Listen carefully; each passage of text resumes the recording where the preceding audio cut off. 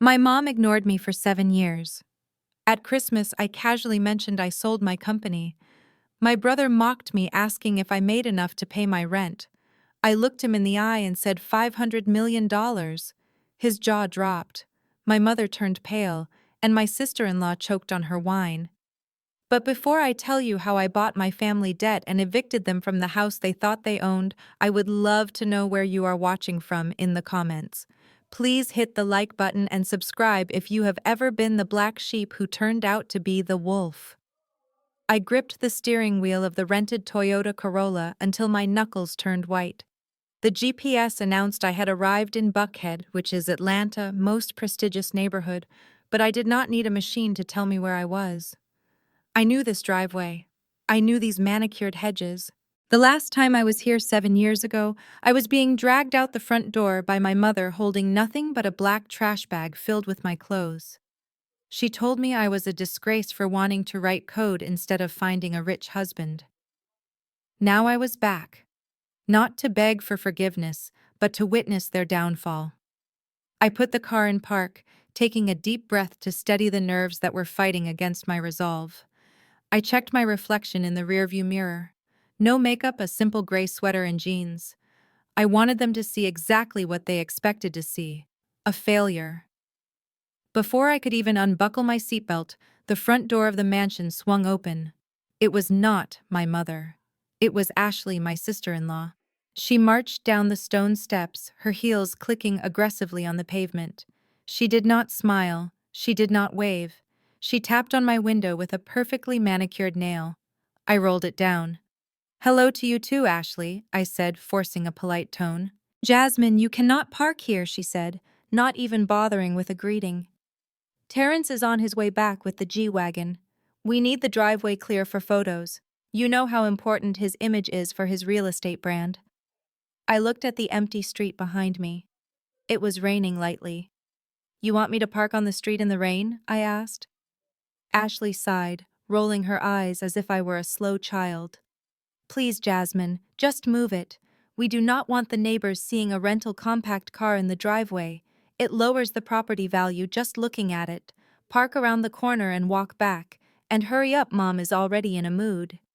She turned on her heel and walked back inside without waiting for a response. I sat there for a moment listening to the rain hit the roof. It lowers the property value. That was the welcome I got after 7 years. I reversed the car and parked a block away. As I walked back to the house in the drizzle, getting my hair wet, I reminded myself why I was here. They cared about image. They cared about money. Today, they were going to lose both. I pushed open the heavy oak front door and stepped into the foyer. The smell of cinnamon and expensive potpourri hit me instantly. It smelled like money. It smelled like a lie. My mother Viola was standing by the 12-foot Christmas tree adjusting a gold ornament. She looked impeccable in a silk dress that probably cost more than my first car. She heard the door close and turned around. She did not run to me. She did not smile. She scanned me from head to toe, her eyes lingering on my wet hair and my simple boots. "I see you decided to show up," she said, her voice cool and detached. "And you dress like that." "It is good to see you too, Mom," I said, standing my ground. "I told you we are having important guests tonight," she snapped, walking over to pick a piece of lint off my shoulder. "Pastor Jenkins is coming by for dessert. The Wilsons are coming. And you look like you just came from a shift at the grocery store." "I am comfortable," I said. "You are embarrassing," she corrected. "Well, since you are dressed for manual labor, you can make yourself useful. Go to the kitchen. Mrs. Higgins needs help with the catering trays. And Jasmine, please stay in the kitchen when the guests arrive. I do not want to have to explain your situation to people who actually have successful children." She pointed toward the kitchen door like I was a servant she had just hired. I felt the familiar sting of tears pricking my eyes, the old wound of never being good enough ripping open. But I swallowed the pain. I was not the scared 25-year-old girl anymore. I walked toward the kitchen, grabbing an apron from the hook. If she wanted to treat me like help, fine. I would serve them their last supper. I had barely tied the apron strings when the front door crashed against the wall. The silence of the house shattered instantly. I could hear heavy footsteps stomping on the hardwood floor, followed by the distinct, heavy jingle of car keys being thrown onto the marble entry table. It was a sound designed to be heard, a sound that screamed, "Look at me." Then came the voice. It was loud. It was performative. It was my brother Terence. I told them 2.5 million is the floor. I heard him shouting, presumably into his phone. If they want the property in Buckhead, they need to pay Buckhead prices. Tell the investors I am not playing games today. He paused, as if listening to a response, but I knew better. I knew that tone. It was the same tone he used when he was rehearsing lines in the mirror. There was probably no one on the other end of the line.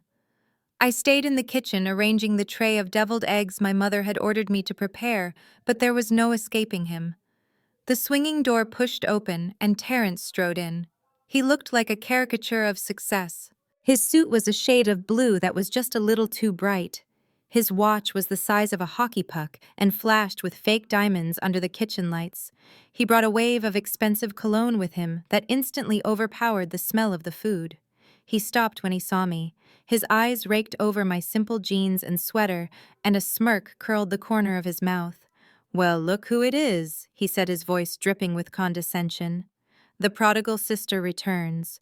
I saw that little rental car parked down the street. Smart move hiding it. We do not want the neighbors thinking the property value is dropping." "It is good to see you too, Terence," I said, keeping my attention on the food. He leaned against the counter, crossing his arms over his chest to make sure I saw the Mercedes logo on his key fob, which he was still clutching. "So, are you still doing that little computer thing?" he asked. "What was it called again?" "Credit Builder." I placed the last egg on the tray before looking at him. "It is a financial literacy platform, Terence," I said calmly. "And yes, I am still doing it." He let out a short, barking laugh. "Financial literacy," he mocked. "That is rich coming from someone who drives a Toyota. You know real money is in real estate, Jasmine. Brick and mortar. I just closed a deal this morning that is worth more than your entire life savings. You should let me teach you a thing or two. Maybe then you could afford a dress that does not look like it came from a discount bin." I bit my tongue. I wanted to tell him that my tax bill last year was higher than the value of the house he was standing in. I wanted to tell him that the G-Wagon in the driveway was a rental, and I knew his credit score was in the double digits. But I stayed silent. The reveal would be sweeter if I waited. Just then, the doorbell rang. "That must be the dry cleaning," Terence said, pushing off the counter. "I had my lucky suit pressed for tonight. Important people coming, you know. Not that you would understand." He patted his pockets dramatically and then frowned. He looked at me, and then his eyes darted to my purse, which was sitting open on the kitchen island. "Shoot," he muttered. "I only have $100 bills on me. I cannot break 100 for a tip." Before I could stop him, he reached into my purse. His hand rummaged through my personal belongings with zero hesitation. He pulled out my wallet and flipped it open. "Hey," I said, stepping forward. "That is mine." "Relax, sis," he said, pulling out a $20 bill.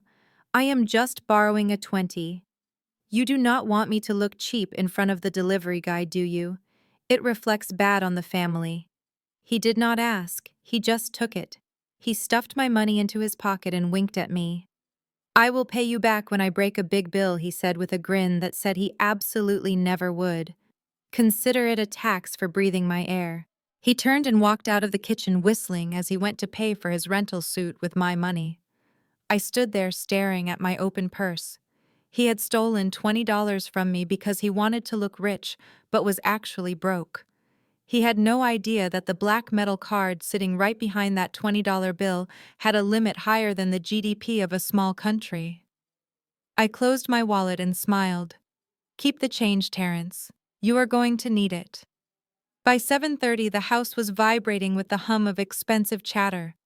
The air grew heavy with the scent of heavy perfumes and the underlying tension of performance. My mother Viola was in her element. She stood by the marble fireplace holding court like a queen, with Terence standing right beside her as the crown prince. She kept her hand resting on his forearm constantly, as if to physically anchor herself to his imaginary success. Pastor Jenkins was there, nodding solemnly, as Terence explained a property deal that I knew for a fact had fallen through 3 weeks ago. The Wilsons were there too, scanning the room with critical eyes, looking for dust or cracks in the facade. I moved through them like a ghost holding a silver tray of appetizers that I had spent the last hour arranging. I offered a crab cake to Mrs. Wilson, and she looked at me with a mixture of pity and confusion. "Oh, Jasmine, I did not see you there," she said, taking a napkin. "You are helping the catering staff tonight. That is so sweet of you to pitch in." "I am not helping the staff, Mrs. Wilson," I said, keeping my voice level. "I made these." Before she could respond, Viola swooped in. She laughed, a high, tinkling sound that set my teeth on edge. "Oh, you know Jasmine," Viola said, patting my cheek with a little too much force. "She loves to serve. She has always had a servant heart. Unlike Terence, who was born to lead." "Tell them about the new Skyline project, Terence." Terence puffed out his chest, adjusting his tie. "Well, you know, Mom, I cannot discuss the details of the contracts yet," he said, looking important. "Non-disclosure agreements and all that. But let us just say that Buckhead is about to get a major upgrade thanks to my firm." The guests cooed in admiration. They looked at him with awe. Then their eyes slid back to me, the woman in the jeans and sweater holding a tray of food. The contrast was exactly what my mother wanted: the successful son and the failure daughter. "So Jasmine," Mrs. Wilson asked, turning her attention back to me, "what are you doing with yourself these days? Are you still living in that little apartment downtown?" I opened my mouth to speak, but Viola cut me off. "She is still finding herself," Viola said, her voice dropping to a theatrical whisper, as if discussing a terminal illness. "You know how this generation is. They drift. She is trying to figure out who she wants to be when she grows up. We just pray for her direction every night." Ashley drifted over, swirling her wine glass. She looked me up and down with a smirk. "We are praying for a husband too," Ashley added with a fake sigh. 32 is not exactly young anymore, Jasmine. The clock is ticking loud. I told Terence we should set her up with one of his interns, but I think she might be a little too set in her ways for a man to handle. It is a shame, really. Not everyone gets the fairy tale. I gripped the silver tray so hard my fingers cramped. They talked about me like I was not there, like I was a piece of furniture that had gone out of style. I wanted to throw the crab cakes on the floor. I wanted to scream that I had more employees than Terence had friends. Actually, I started to say I am doing really well. My work in the tech sector has been very rewarding. Mrs. Wilson looked interested. "Tech?" she asked. "I heard something about that. Is it true you are working with software? That sounds very complicated." I took a breath, ready to finally drop a hint of the truth. Ready to say that my software was currently being used by 3 million people. "Yes, actually, I founded a platform that helps people to—" "No, no, no," Viola interrupted, her voice sharp and loud, cutting through the conversation like a knife. "It is just a little computer hobby," Viola said, waving her hand dismissively in front of my face. "Nothing worth boring you with, Mrs. Wilson. Just games and internet things. Now, Terence, tell the pastor about the donation you are planning for the new church wing. I am sure that is much more interesting to everyone." The transition from the living room to the dining room was a parade of wealth I knew was built on credit. The table was set for a king with crystal glasses sparkling under the chandelier and a centerpiece of white roses that probably cost more than my first car. Everyone moved to their assigned seats, laughing and complimenting Viola on her taste. I stood back, waiting for the crowd to settle so I could find my place card. I circled the table once, then twice. I saw a seat for Ashley. I saw a seat for Pastor Jenkins. I saw a seat for every single person in that house, except for me. There were 12 chairs and 13 people. My stomach tightened, not with hunger, but with the familiar cold ache of rejection. "Mom," I said, keeping my voice low so I would not make a scene. "I think you forgot a chair." Viola stopped pouring water into the pastor glass. She looked at me, And then she looked at the table with a performance of confusion that deserved an Academy Award. "Oh dear." She sighed loud enough for the entire room to hear. "I must have miscounted the RSVP list. I thought you said you might be too busy to make it, Jasmine, so I gave your spot to Mrs. Wilson.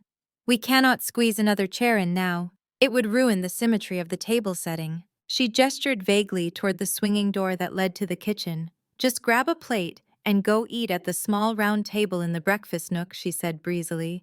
"It is much quieter in there anyway. You know how loud Terrence gets when he starts talking business. You will be more comfortable back there." She turned her back on me before I could respond, dismissing me as easily as she would a servant. I felt the heat rise in my cheeks. The guests kept their heads down, pretending to be fascinated by their napkins. They knew this was wrong. They knew it was cruel. But no one wanted to cross Viola in her own house. I did not argue. I did not beg for a seat at a table where I was not wanted. I picked up my plate, filled it with a small portion of turkey and greens, and walked through the swinging door. The kitchen was cold. The breakfast nook was not a nook at all, but a wobbly card table set up in the corner near the pantry where the staff usually took their breaks. I sat down on a hard metal stool. Through the door I could hear the clinking of silverware and the roar of laughter. I heard Terrence telling a joke and my mother laughing that high fake laugh she used to charm rich people. I ate my Christmas dinner in silence, staring at the stainless steel refrigerator. Then the door swung open. It was my father, Otis. He was holding an empty wine decanter. He stopped when he saw me. He froze in the middle of the kitchen. For a long moment, it was just the two of us. I looked at him. I looked at the man who had raised me, who used to read me bedtime stories before Mom told him to stop coddling me. I waited for him to say something. I waited for him to say, "This is ridiculous, come back out there." I waited for him to say, "I am sorry." He looked at my plate. He looked at my face. I saw the shame in his eyes. I saw the pity. But then I saw the fear. He was terrified of her. He was terrified of rocking the boat. He looked away from me, focusing his eyes on the wine rack. He grabbed a bottle of expensive red wine, opened it with trembling hands, and poured it into the decanter. He did not say a word. He turned around and walked back through the swinging door, leaving me alone again. That silence hurt more than anything my mother had ever said. Her cruelty was expected. His cowardice was a betrayal that cut down to the bone. When the laughter died down in the dining room, the herd migrated back to the plush velvet sofas of the living room for the main event. I waited a few minutes before following them, not wanting to be the shadow that darkened their doorway. I stood in the back near the bookshelf watching them. It was time for presents. This was not about love in my family. It was about the price tag. It was a competition to see who could display the most affection through currency. Terrence went first naturally. He strutted to the center of the room holding a large box wrapped in shimmering gold paper. "For the Queen of the Castle," he announced, bowing dramatically to Viola. My mother clapped her hands together like a giddy schoolgirl. She tore into the paper with none of the grace she pretended to have. When she pulled out the bag, she screamed. It was a Louis Vuitton tote. The monogram pattern was unmistakable. "Oh, Terrence," she wailed, clutching it to her chest. "It is magnificent. You spoil me, son. You truly spoil me. Look, everyone. Look what my successful boy bought me." She paraded it around the room, holding it up for Ashley and the Wilsons to admire. I watched from the corner. From 10 feet away, I could see the stitching was uneven near the handle. The leather looked too shiny under the recessed lighting. It was a counterfeit, probably bought from a trunk in a parking lot for $200. But Viola did not care. She only cared that it looked expensive enough to make her friends jealous. Then it was my turn. My stomach churned as I reached into my tote bag. I did not have a gold box. I pulled out a small rectangular package wrapped in simple silver paper. I walked over to her chair, feeling like an intruder in my own home. "Merry Christmas, Mom," I said softly, holding it out. She took it with 2 fingers, as if it might stain her new silk dress. She ripped the paper off carelessly and stared at it. It was a framed photo, a black and white picture of the two of us from when I was 5 years old. It was taken before she met my stepfather, before Terrence came along, before I became the disappointment. We were laughing in the photo. It was the last memory I had of her actually hugging me. She looked at it for 1 second. "That is nice," she said, her voice flat and bored. She did not smile. She did not tear up. She leaned down and set the frame face down on the floor next to her chair like it was a piece of trash she did not want to look at. "Anyone else want some eggnog?" she asked the room, completely dismissing my existence. I felt cold all over. I wanted to pick up the frame and run, but I froze. I watched Terrence smirk at me from across the room. He walked over and draped his arm heavily around my shoulders. His breath smelled like expensive scotch and cheap cologne. "Cute gift, sis," he whispered. "Real sentimental. But hey, since you are in a giving mood, there is something you can do for the family." He patted my shoulder with a heavy, condescending rhythm. "The party is winding down. Since you did not really contribute to the conversation, why do not you be a good little sister and help the staff clean up? Oh, and one more thing." He reached into his pocket and pulled out a piece of paper. He pressed it into my hand. "You forgot this." I looked down. It was not a napkin. It was the bill for the entire catering service. I stared at the crumpled paper in my hand. It was an invoice from Elegant Affairs Catering. The total at the bottom was circled in red ink: $8,500 for one dinner. For a dinner where I had been banished to the kitchen like a naughty child. For a dinner where I had served appetizers to people who looked right through me. I looked up at Terrence. He was grinning that oily grin of his, leaning back with his hands in his pockets. "What is this?" I asked, my voice quiet. "It is the bill, Jasmine," he said slowly, as if explaining quantum physics to a toddler. "For the food, the service, the wine you did not drink. Why are you giving it to me?" "Well, you see, sis, I am a little liquid illiquid at the moment. All my cash is tied up in the Midtown project. Big things happening, you know. Millions on the line. I cannot just pull 8 grand out of thin air right now. But you, since you are living that simple life with no overhead, I figured you probably have some savings tucked away in a mattress somewhere." He shrugged. "Consider it your Christmas gift to the family. Since that little picture frame was, well, let us be honest, kind of cheap." I felt a flush of heat rise up my neck. "You want me to pay $8,000 for a party you threw to show off?" I asked, my voice rising slightly. "You want me to pay for the food I was not allowed to eat at the table?" Ashley chimed in from the sofa, swirling her wine glass. "Oh, do not be so dramatic, Jasmine. It is just money. You are always so tight with your cash. It is honestly kind of unbecoming. We have expenses you could not even imagine. Private school tuition, the lease on the G-Wagon, country club dues. You live in a shoebox apartment. What else do you have to spend money on?" Viola nodded in agreement from her throne. "Your sister-in-law is right, Jasmine. You have been mooching off this family emotional support for years. We let you come here. We let you be part of this beautiful evening. And now you are going to make a scene over a simple bill. You are so selfish. Just like your father used to be before I straightened him out." I looked at Otis. He was staring intently at his shoes, refusing to meet my eyes. "I do not have $8,000 in cash on me," I said, my hand tightening around the bill. Terrence laughed. "Well, of course you do not. I did not expect you to have real money. Use a credit card, unless your credit is shot." "Is that it? Did you max out your limit buying cat food?" He looked around the room, inviting the guests to join in his mockery. A few of them chuckled nervously. "Just pay it, Jasmine." Viola snapped, her patience wearing thin. "Stop embarrassing us. Your brother handles the millions. He handles the empire. You can handle one little bill. Or are you really that useless?" That was it.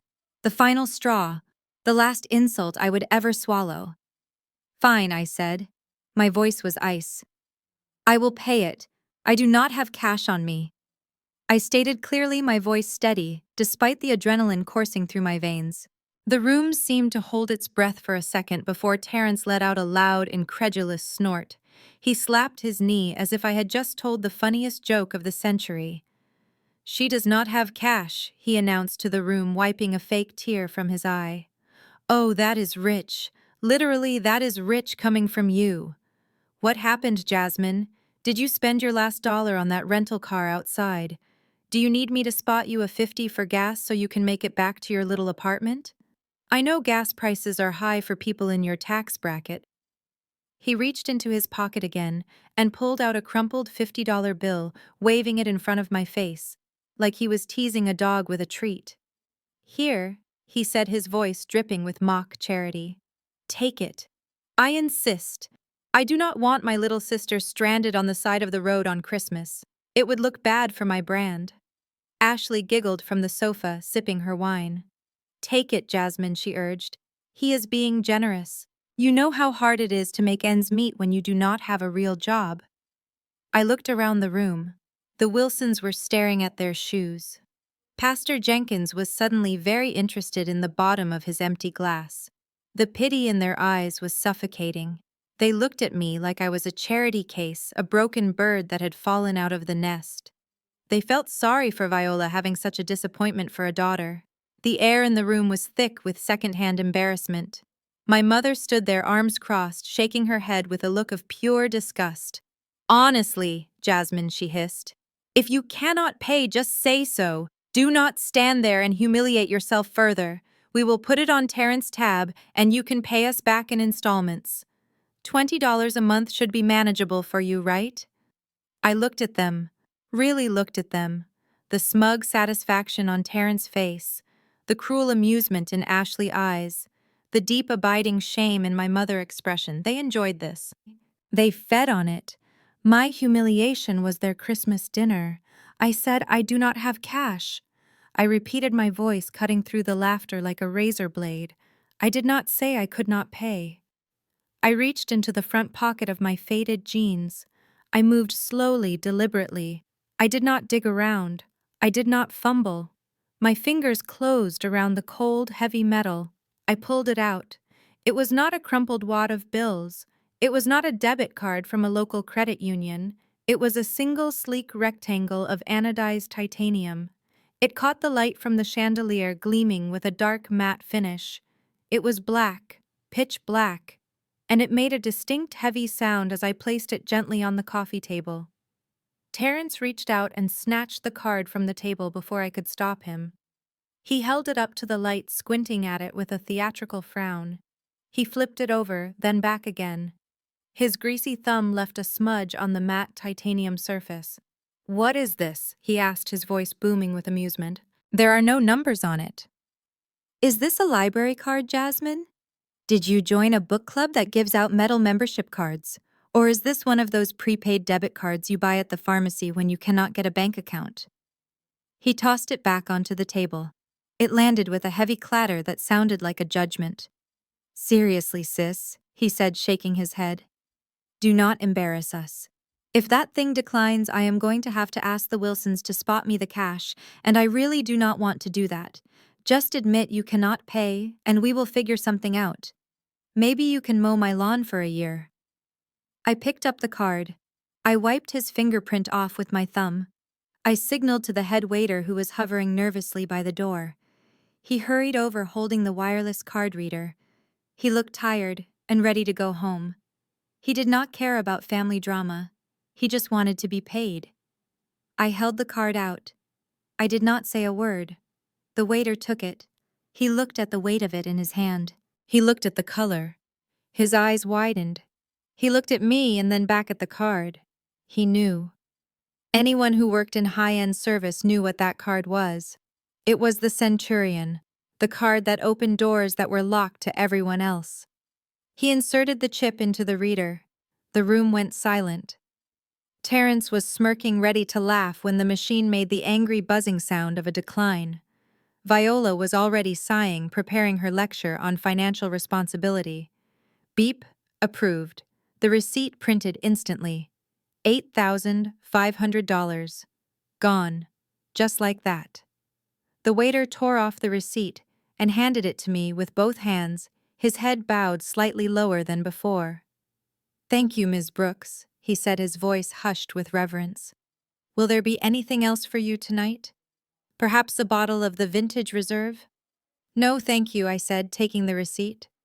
I looked at my family. They were staring at the machine. They were confused. They did not understand how a library card could pay for a banquet. Well, Viola said, breaking the silence with a huff. I hope you enjoy paying the interest on that for the next 10 years, Jasmine. Maxing out a credit card does not make you rich, it makes you foolish. Now you are going to be drowning in debt just to prove a point. She shook her head, turning away from me as if I was a lost cause. Ashley laughed, sipping her wine. I give it a month before she is asking for a loan to pay the minimum balance, she whispered to Terrence. I stood up. I walked over to the dining table. The head chair, the one usually reserved for the head of the household, was empty. My father was sitting on the sofa looking defeated. Terrence was standing by the fireplace looking smug. I pulled out the heavy oak chair at the head of the table. The legs scraped against the floor, a harsh sound that made everyone look at me. I sat down. I crossed my legs. I poured myself a glass of wine from the bottle Terrence had claimed was for VIPs only. I took a slow, deliberate sip. Actually, Mom, I said, setting the glass down. The interest will not be a problem. I did not use credit. I just sold my company. The words hung in the air for a moment, heavy and improbable. I sold my company. They echoed in the silence of the opulent dining room, bouncing off the crystal and the silk and the lies.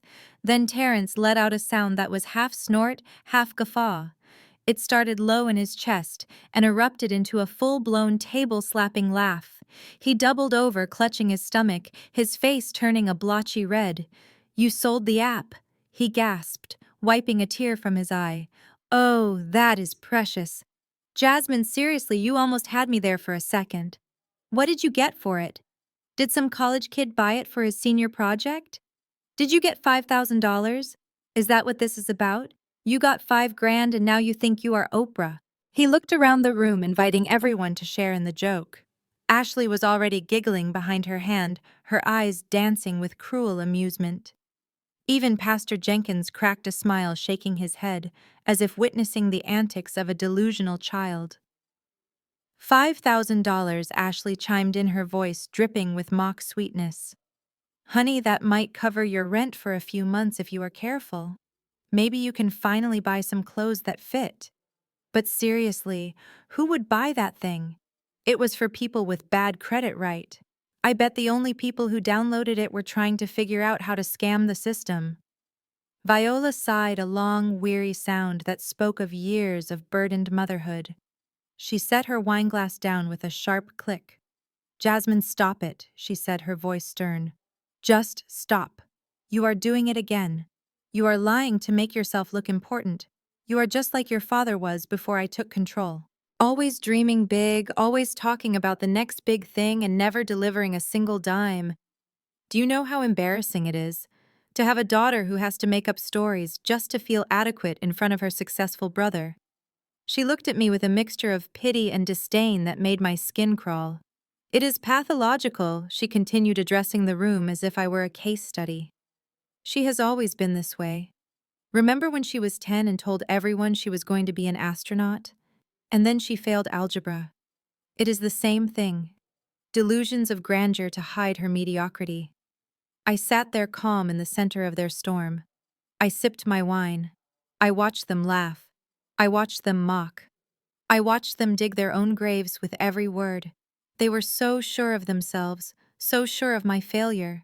It was almost beautiful to watch, like seeing a car crash in slow motion. Terrence wiped his face, still chuckling. All right, he said, catching his breath. Let us humor her. How much, Jasmine? How much did you get for your little digital lemonade stand? 10,000, 20. Come on, impress us. Tell us you made enough to buy a used Honda. I checked my watch. The second hand swept past the 12. It was exactly 8 o'clock. The markets in Asia were opening. The press releases were hitting the wires. The embargo was lifted. It is time, I said softly. I stood up and walked over to the side table where the remote control for the massive flat-screen TV lay. The TV was currently off, a black mirror reflecting the distorted image of my family. What are you doing? Viola snapped. Sit down, Jasmine. We are not watching TV during Christmas dinner. It is rude. I ignored her. I pointed the remote at the screen and pressed the power button. The screen flared to life. Just watch, I said. The screen flickered to life, revealing the crisp, high-definition studio of a financial news network. I flipped through the channels, ignoring the groans from the sofa. Terrence threw his hands up in exasperation. "Are you serious?" he shouted. "The game is on. It is the fourth quarter. Turn that boring stuff off. Nobody wants to watch the stock market on Christmas." Ashley chimed in, her voice shrill. "Yeah." Jasmine put the game back on. "We were watching that. You cannot just hijack the TV because you are having a tantrum. God, you are so childish." I kept clicking until I found the Bloomberg channel. The ticker tape at the bottom of the screen was moving fast, a relentless stream of numbers and symbols. But above it, the banner was flashing bright red. Breaking news. The anchor, a serious-looking woman with perfect hair, was speaking with urgency. "We are interrupting our scheduled programming for a major announcement in the financial technology sector," she said. "A deal that has stunned Wall Street and Silicon Valley alike." Viola stood up, marching toward me. "Give me the remote, Jasmine," she demanded. "I have had enough of this. You are ruining the evening. First the bill, now this. I do not know what has gotten into you, but I will not have it in my house." She reached for the remote, but I held it out of reach. I pointed at the screen. "Look," I said. "Just look." The graphic on the screen changed. It showed a logo. A simple, elegant logo of a stylized bridge. My logo. The logo of Credit Builder. The text below it read, "FinTech Mega Deal of the Year." Viola froze. Her hand hovered in mid-air. She recognized the logo. She had seen it on my laptop screen once when she was telling me to stop wasting my time. "What is that?" she whispered. Terrence squinted at the TV. "Wait," he said. "Isn't that your little app logo? Why is it on the news? Did you get sued? Did you steal money from people? I knew it. I knew you were running a scam." The anchor continued, her voice filling the silent room. "In a surprise move late this afternoon, Global Western Bank announced the acquisition of the Atlanta-based financial literacy platform, Credit Builder. The app, which helps underserved communities build credit history, has seen explosive growth in the last 18 months. Acquisition," Ashley said, sounding out the word like it was foreign. "That means someone bought it, right?" "Yes, Ashley," I said, not taking my eyes off the screen. "Someone bought it." The screen changed again. This time it was a photograph. A professional high-resolution photograph taken in a boardroom in New York City just 3 days ago. In the center of the photo stood the CEO of Global Western Bank, one of the most powerful men in finance. And shaking his hand, wearing a white power suit that fit perfectly, looking confident and strong, was me. I was not the girl in the jeans and sweater being mocked in the living room. I was Jasmine Brooks, CEO. I looked powerful. I looked successful. I looked like I owned the room. The anchor voice dropped an octave for emphasis. "The all-cash deal is valued at an unprecedented $500 million, making it the largest acquisition of a minority-owned tech startup this decade. The founder, Jasmine Brooks, will remain on the board." The silence in the living room was absolute. It was a vacuum, a void where sound used to be.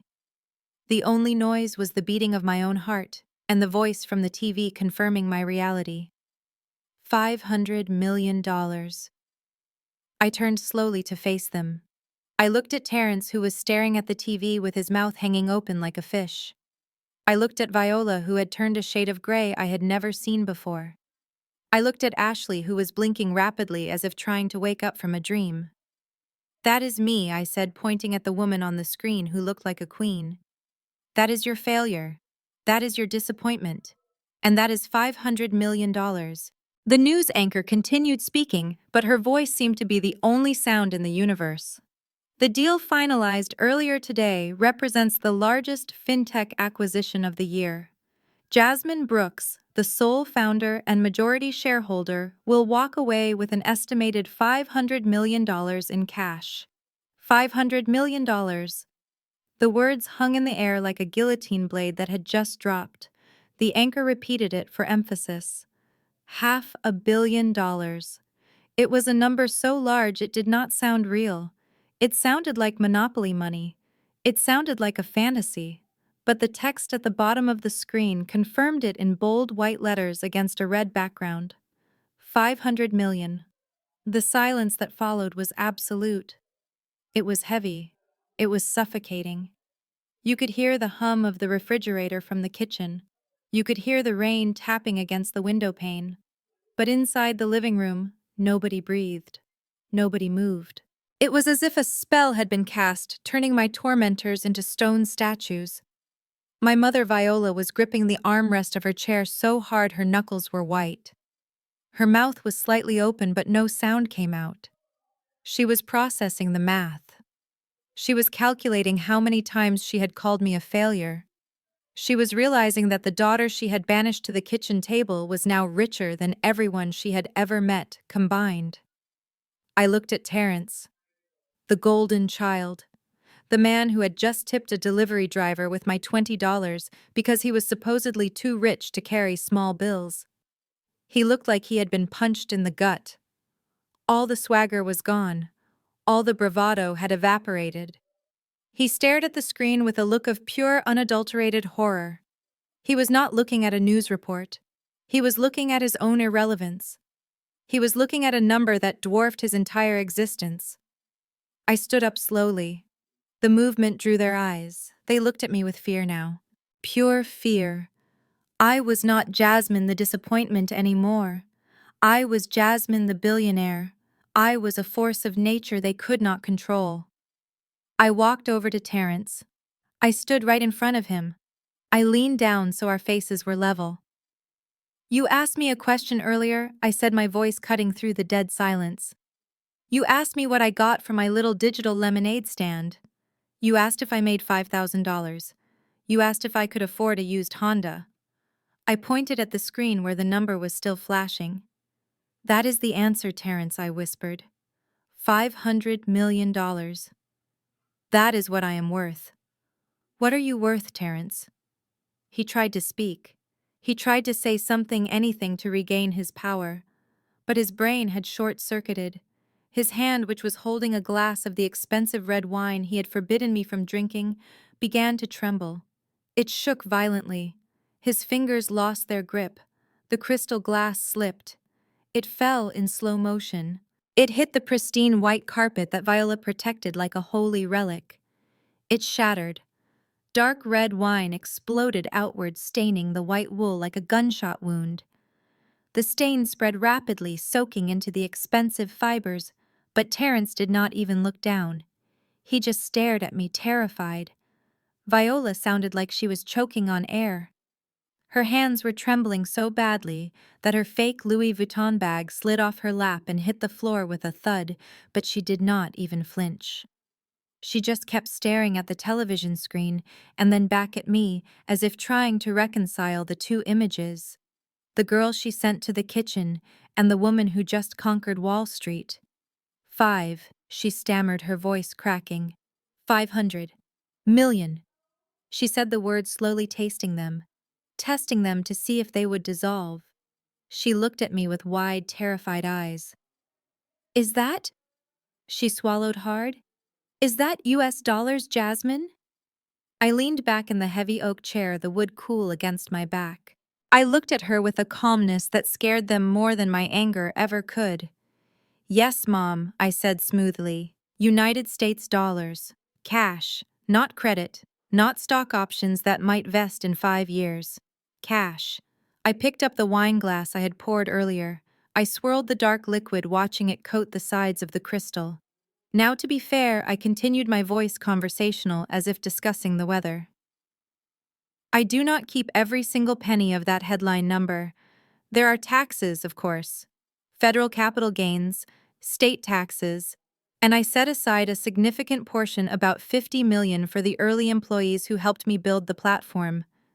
My receptionist is going to be a millionaire tomorrow, because unlike this family, I believe in rewarding loyalty." Terrence made a sound like a wounded animal, He was still staring at the red wine stains spreading on the carpet, but I knew he was listening to every word. He was doing the math in his head. He was realizing that my secretary was now richer than he would ever be. So I said, taking a slow, deliberate sip of the wine. It was a bit dry, but it tasted like victory. When the dust settles and the IRS is paid, I will clear approximately $320 million. It was deposited into my private wealth management account this morning before I got on the plane. 320 million, Viola whispered. It was a whisper of pure reverence. It was the way people spoke in church. I set the glass down with a soft click.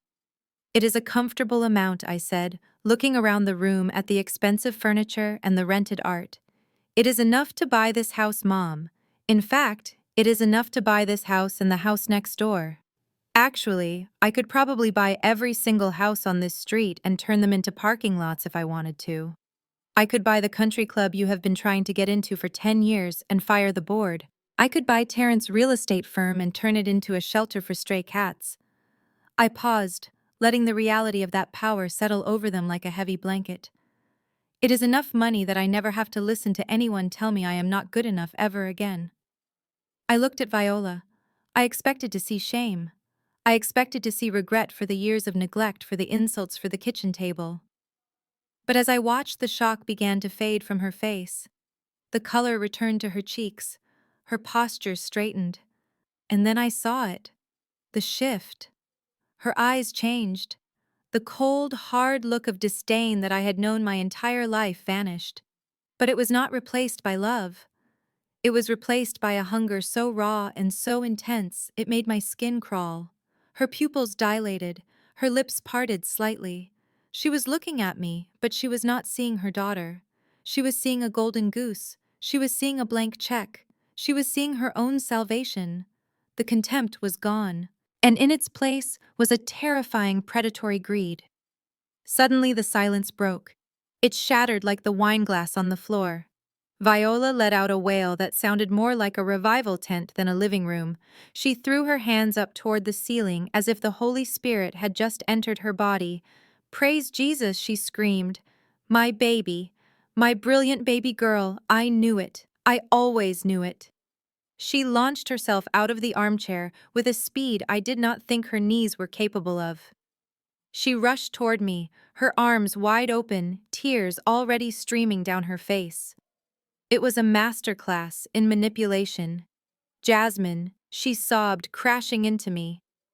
"Mama is so proud of you. Do you hear me? So proud. I knew you had greatness in you.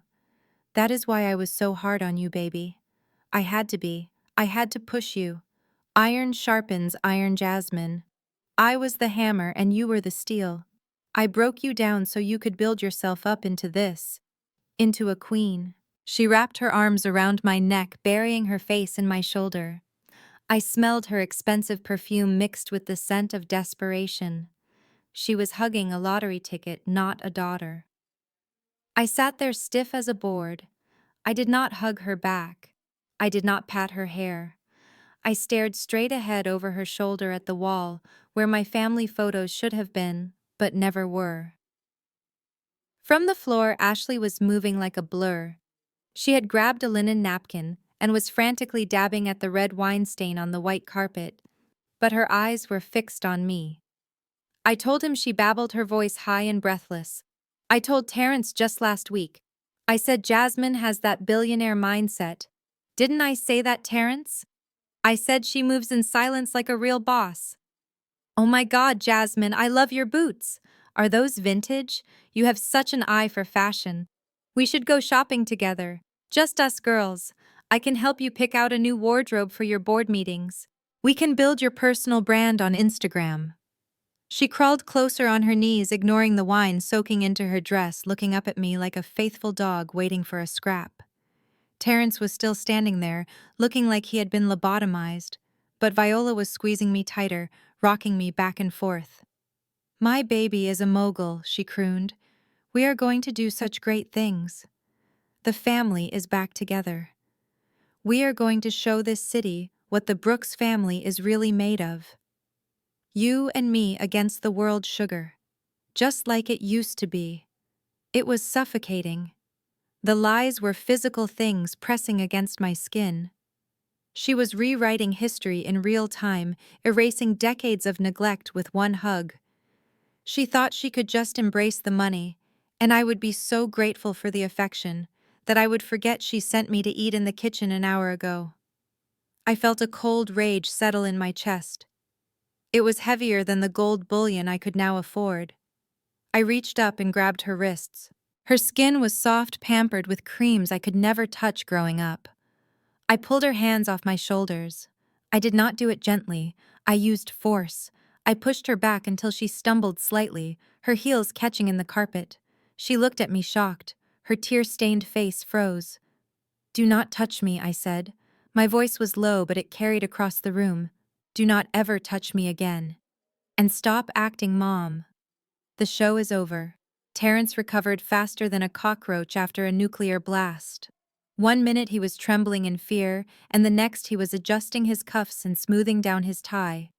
He saw my rejection of our mother not as a warning sign, but as an opening. He pulled a chair from the dining table and dragged it over the expensive rug right up next to me. He sat down so close our knees were almost touching. He leaned in, his voice dropping to that conspiratorial whisper he used when he was trying to sell a house with a leaking roof to a first-time buyer. "Look, Jasmine," he said, his eyes darting around the room to make sure the others were distracted by my mother hysterics. "Mom is old school. She does not get it. She does not understand how the world works now. But you and me, we are the same. We are the new generation. We are the builders." He paused, waiting for me to nod. I stared at him blankly. He took that as encouragement. "I am so proud of you, sis," he continued, lying through his teeth. 500 million. That is real power. But you know what they say? Cash is trash. You cannot just let that money sit in a bank account getting eaten by inflation. You need to put it to work. You need hard assets. He licked his lips. It was a nervous tick I remembered from when we were kids, right before he would ask to borrow my allowance. "I have this project in Midtown," he said. "It is quiet, off-market, prime commercial real estate right next to the new transit hub. The banks are dragging their feet because they do not have the vision. They do not see what we see. But I need to move fast, or I am going to lose the option." He placed his hand on my knee. I had to use every ounce of my willpower not to recoil. "I just need a bridge loan," he said. "Small potatoes for you now. Just 2 million. 2 million to secure the land and get the permits. I will give you equity. We can be partners. The Brooks siblings taking over Atlanta. We can double your money in 18 months. What do you say? Keep it in the family." I looked at him. The audacity was breathtaking. 10 minutes ago, he was mocking my clothes and stealing $20 from my purse. Now he wanted 7 figures. He wanted me to bankroll his fantasy life. He thought because I had money, I had suddenly developed amnesia.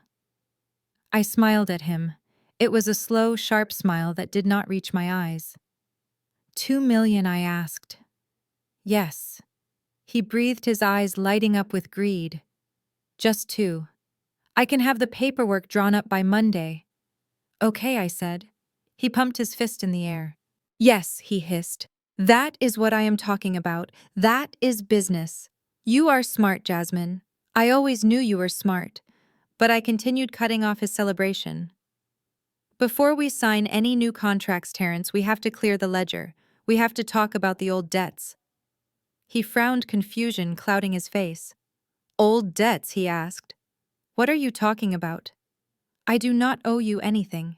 I mean, besides that, 20 for the tip, which I will get back to you, I swear." "Not the 20, I said. The other debts. The real debts." I reached down into my large leather tote bag. It was heavy. It had been heavy on my shoulder all night, a physical burden I was more than ready to put down. I bypassed the gift boxes. I bypassed my wallet. My hand closed around a thick manila envelope. It was bulging with papers. It was bound with a thick rubber band. I pulled it out. I slammed it down on the coffee table. It hit the wood with a dull, heavy thud that silenced the room instantly. The sound echoed like a judge gavel. "What is that?" Terence asked, his smile faltering. "This," I said, placing my hand on the stack, "is a forensic accounting of our relationship, and it is time to pay up." I picked up the first stack of documents from the folder. They were old papers, copies of credit reports, and bank statements dating back a decade. The paper felt brittle in my hands, a physical relic of a trauma I had carried in silence for a third of my life. I tossed them onto the glass coffee table. They fanned out, revealing the damning numbers and dates. "Do you recognize these, Terence?" I asked, my voice deceptively calm. Terence leaned forward, squinting. He picked up a sheet. His eyes scanned it, and the color drained from his face faster than water from a broken dam. He dropped the paper as if it were burning hot. "I do not know what that is," he stammered, wiping sweat from his upper lip. "Some old bills." "So what? Everyone has debt." "Not everyone has debt in someone else's name," I corrected him. I looked at the rest of the family. 10 years ago, I was a sophomore in college. I had a scholarship. I had a part-time job. I was doing everything right. I applied for my first off-campus apartment. It was a tiny studio with a leaking faucet, but it was going to be mine. The landlord called me back the next day. He laughed at me. He said he would not rent a cardboard box to someone with a credit score of 420. Ashley gasped. Even she knew that score was practically a death sentence. I did not understand. I continued. I had never owned a credit card. I had never taken out a loan. So I requested my credit report, and guess what I found? I pointed at the papers on the table. 5 credit cards. Opened in my name. Using my social security number. Maxed out. Defaulted. Sent to collections. Total outstanding balance, $50,000. I looked at Terence. He was shrinking in his chair, trying to make himself small. "You bought a BMW, Terence. You bought custom suits. You took a trip to Miami with your friends, and you did it all by stealing the identity of your 20-year-old sister." Terence tried to laugh, but it came out as a dry choke. "Jasmine, come on. That was ages ago. I was young. I was just borrowing your credit. I meant to pay it back. I just got behind. You are rich now. What is 50 grand to you?" "It cost me 5 years of my life," I shouted, my control slipping for just a second. "I spent 5 years paying off your joyrides. I ate ramen noodles every night. I slept in my car for 3 weeks because no one would sign a lease with me. I almost dropped out of school because I could not get student loans with that black mark on my record. You did not just borrow money, you stole my future. You buried me before I even had a chance to start." The room was dead silent. The shame was palpable, thick and suffocating. But I was not done. I turned my head slowly toward Viola. She was staring at her hands, refusing to look at me. She was trembling. "And here is the worst part," I said softly. I reached into the folder and pulled out a printout of an email. It was dated 10 years ago. I found this on the old family computer when I came home for Thanksgiving that year. It is an email from the bank alerting you to suspicious activity on my account. They called you because you were listed as the backup contact. I slammed the email down in front of her. "You knew, Mom. You knew he did it. You knew he stole my identity, and you did not call the police. You did not tell me. You deleted the email and you let me drown. Why, Mom? Why did you protect a thief and let your daughter sleep in a car?" Viola stared at the email printout. The date was undeniable. The sender was the bank. The recipient was her personal email address. She could not claim ignorance anymore. She slowly lifted her head. Her eyes were wet, but they were not soft. They were hard with the conviction of a martyr. "He was drowning, Jasmine," she said, her voice shaking with a twisted mix of defiance and pleading. "He had lost his job. His girlfriend was pregnant. He needed that car to look successful. He needed those suits to get clients. In this world, a black man without status is a target. I had to protect him. What was I supposed to do? Call the police on my own son? Send him to prison over some plastic cards? I felt like I had been slapped." The room spun slightly. "So you decided to sacrifice me instead?" I asked, my voice barely a whisper. You decided that his image was more important than my survival. You watched me struggle, Mom. You watched me eat peanut butter for dinner for 3 years. You watched me cry because I could not get approved for a car loan to get to work. And you knew the whole time. You knew it was him. I had to make a choice, Viola snapped, regaining her strength. You were always the strong one. You were resilient. I knew you would figure it out. You always land on your feet. But Terrence, he is fragile. He needs support. He needs the wind beneath his wings. I did what any mother would do. I protected the child who needed it most. No, I said. You did not protect him. You enabled him. You taught him that he could steal from women and get away with it. You taught him that his wants were more important than my needs. You burned my future to keep him warm. Viola waved her hand dismissively, knocking the email off the table. It fluttered to the floor, landing near her fake designer shoes. Oh, stop being so dramatic, she huffed. Look at you now. You are standing there in a $1,000 sweater worth hundreds of millions of dollars. It all worked out in the end, didn't it? You are rich. You are successful. Why are you holding on to old grudges? The debt is gone. The past is dead. Can you not just be grateful that your brother is safe and you are wealthy? Why do you have to be so petty? Petty. She called me petty for being angry about 5 years of financial ruin. She thought money erased trauma. She thought $500 million could buy back the nights I spent sleeping in my car, terrified of the dark. I looked at her. I looked at the woman who gave me life and then stole it away to feed her golden boy. You think it is over? I asked, my voice drop dead calm. You think because I have money now the bleeding has stopped. You think that was the only secret I found in these files. I reached back into the folder. My hand closed around the second document. It was heavier than the credit report. It carried the weight of their entire false reality. We are not done, Mom, I said, pulling the paper out. Not even close. We need to talk about this house. The house you think you own. The house you are standing in right now.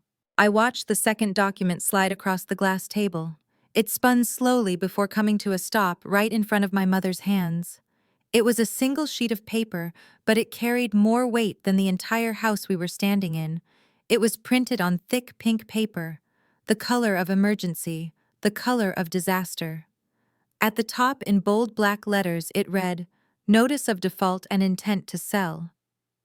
Viola looked at it. She frowned. She did not understand what she was seeing. It did not make sense to her. In her mind, this house was her fortress. It was the physical proof of her status in Buckhead. It was the castle she had ruled for 30 years. What is this? She asked, her voice trembling slightly. Why do you have a legal notice for my house? This must be a mistake, Jasmine. Your father paid off the mortgage 15 years ago. We own this house free and clear. We do not owe the bank a dime. She looked at Otis for confirmation. My father nodded vigorously. That is right, he said, finding his voice for the first time in an hour. I wrote the final check myself. We had a burning party for the mortgage note. This is just some spam, Jasmine, some scam to get us to refinance. Throw it away. I shook my head slowly. I felt a strange mixture of pity and revulsion. They were so confident in their ownership, so sure of their safety. It is not spam, Dad, I said, my voice soft but filling the room. And you did own it free and clear, until 11 months ago. I turned my gaze to Terrence. He was not looking at the paper. He was looking at the floor, his hands gripping his knees so hard, his knuckles were white. He was sweating, profuse beads of perspiration rolling down his forehead. He knew exactly what that pink paper was.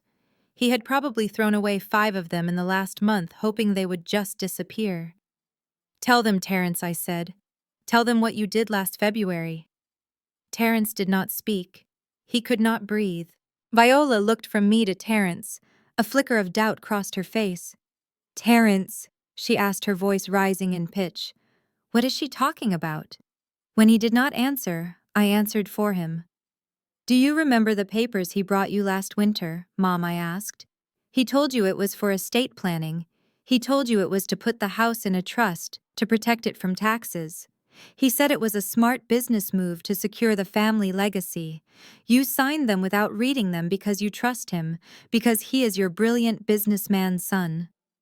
Viola nodded slowly, the memory surfacing. Yes, she whispered. He said it was for asset protection. It was not a trust, I said. It was a home equity line of credit. A second mortgage. He used your power of attorney and your signatures to take out a loan against the full value of this house. $200,000. Viola gasped. She grabbed her chest. 200,000? Yes, I said. And do you know where that money went? It did not go into a trust. It did not go into renovations. I looked at Terrence with disgust. He put it all into cryptocurrency, Terrence. Dogecoin, NFTs, digital pictures of monkeys. He gambled your house on internet coins because he thought he was smarter than the market. He thought he could turn 200,000 into 2 million overnight and pay you back before you ever noticed. I paused, letting the horror sink in. But the market crashed, Mom. It all went to zero. He lost every single penny. And he has not made a payment on the loan in 6 months. That piece of paper says the bank is seizing this property. The sheriff is scheduled to auction this house on the courthouse steps next Tuesday at 10 in the morning. The room spun. Ashley looked like she was going to be sick. Otis slumped onto the sofa as if his strings had been cut. But Viola just stared at her son. Her golden boy. The one she protected when he stole my identity. The one she sacrificed me for. Terrence, she whispered. Tell me she is lying. Tell me you did not gamble our home. Terrence slid out of his chair. He did not stand up. He slid down until his knees hit the expensive rug. He clasped his hands together in a prayer of desperation. Tears were streaming down his face, ruining his spray tan. He looked up at his mother like a frightened child. Mom.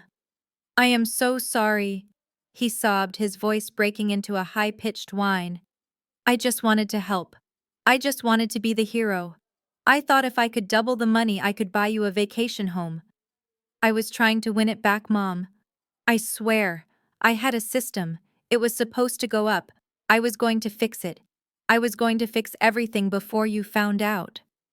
Otis reached out and took the pink paper from the table.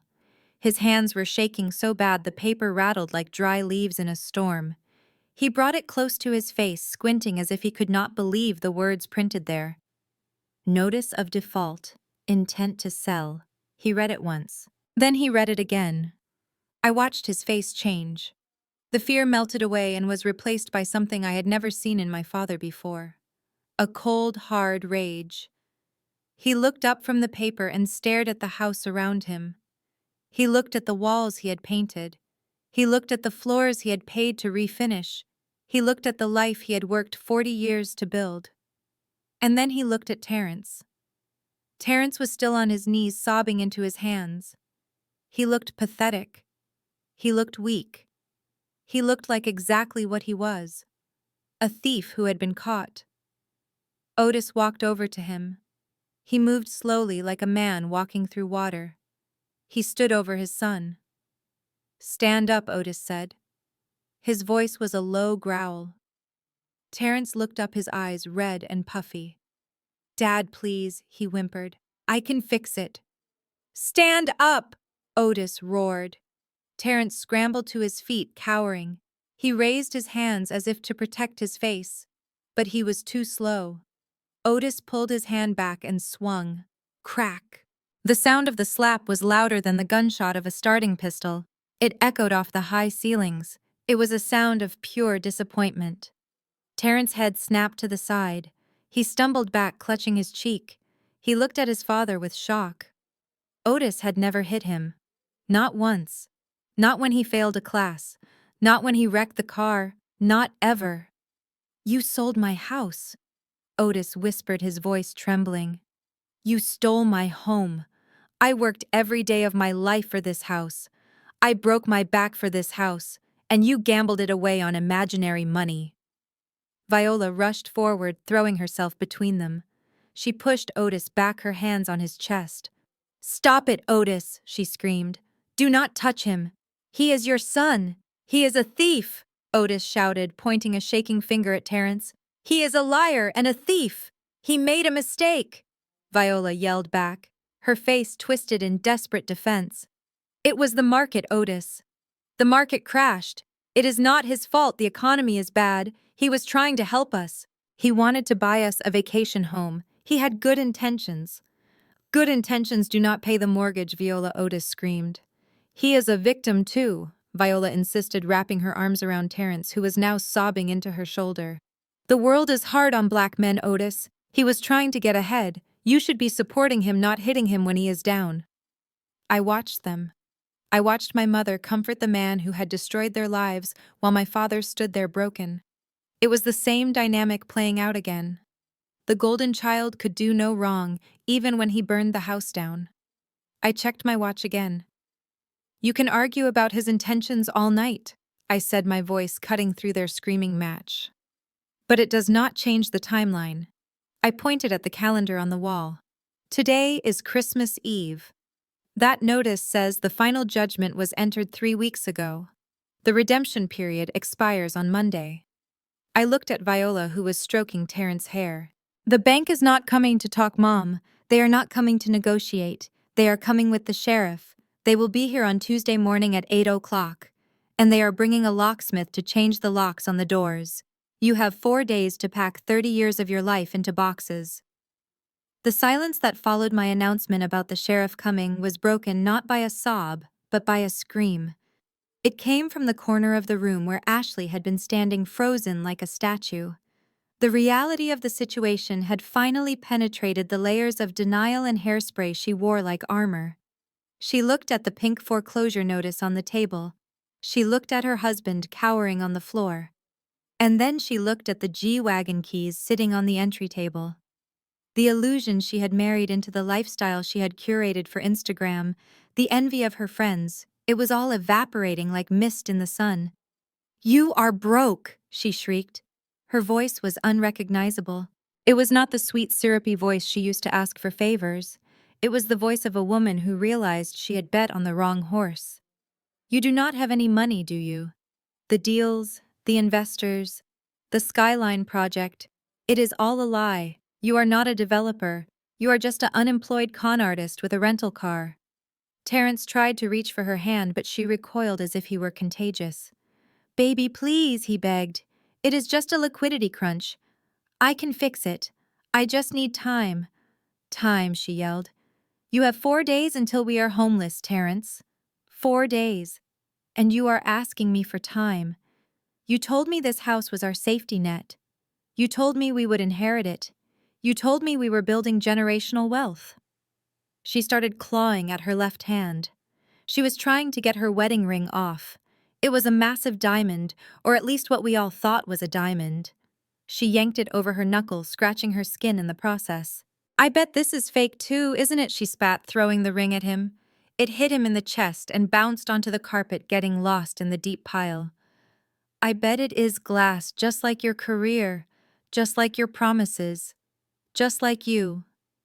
"Ashley, stop!"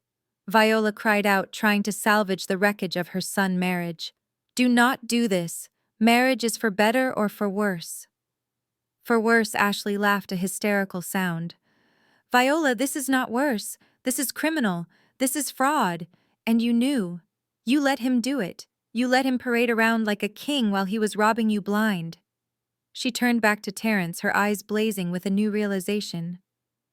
"Oh my God," she whispered. "My dad." Terrence's face went from pale to gray. He started shaking his head. "No, Ashley, do not bring that up. You borrowed $50,000 from my father last month," Ashley screamed. "You told him it was for a guaranteed bridge loan for a commercial property. You said you would pay him back with 20% interest by Christmas. That was his retirement money, Terrence. He was going to buy a boat. I spent it," Terrence whispered. "I tried to buy the dip. I thought crypto was coming back. You stole from my father," Ashley roared. "You stole from your sister. You stole from your parents. You are a monster." She grabbed her purse from the sofa. She did not look at Viola. She did not look at Otis. She looked at me for 1 second. There was no apology in her eyes, Just the cold calculation of a survivor realizing she needed to jump ship. "I am leaving," she announced. "I am taking the kids, and I am going to my mother's house. Do not follow me, Terrence. If you show up at my parents' house, my dad will shoot you, and I will help him reload." She marched to the door. The sound of her heels on the hardwood was like nails in a coffin.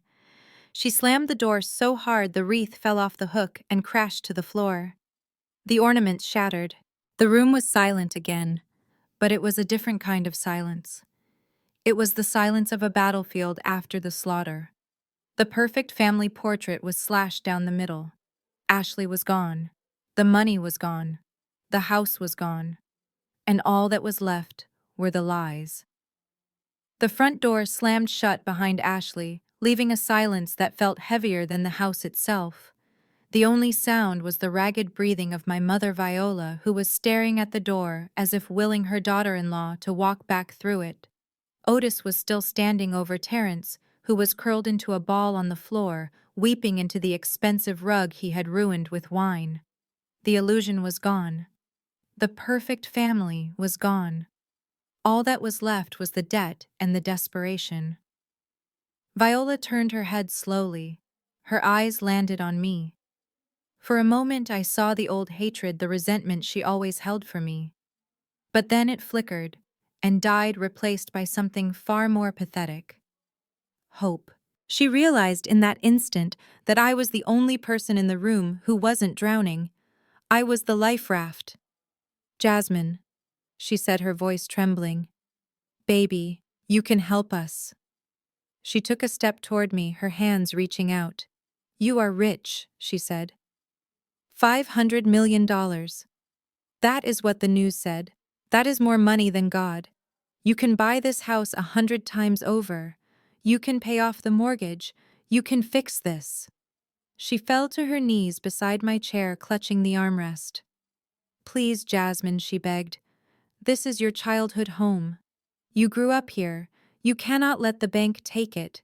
Think of the memories. Think of the Christmas mornings." I thought of the Christmas mornings. I thought of watching Terrence open the newest video game console while I got socks. I thought of being told to clean up the wrapping paper while they played. Terrence lifted his head from the floor. His face was a mess of tears and snot. He saw his mother begging and he crawled over, dragging himself across the carpet like a wounded animal. "Yes, Jasmine," he whimpered, grabbing the hem of my jeans. "You have to help. If I lose this house, if Ashley leaves me, I have nothing. I will go to jail. Dad will go to jail. You cannot let that happen to your family." He looked up at me, his eyes wide and pleading. "I will do anything," he swore. "Anything. You want me to work for you. I will do it. I will fetch your coffee. I will wash your car. I will be your driver. I will be your slave, Jasmine. Just pay off the debt. 200,000 is nothing to you. It is pocket change. Please, just write a check. Just make it go away."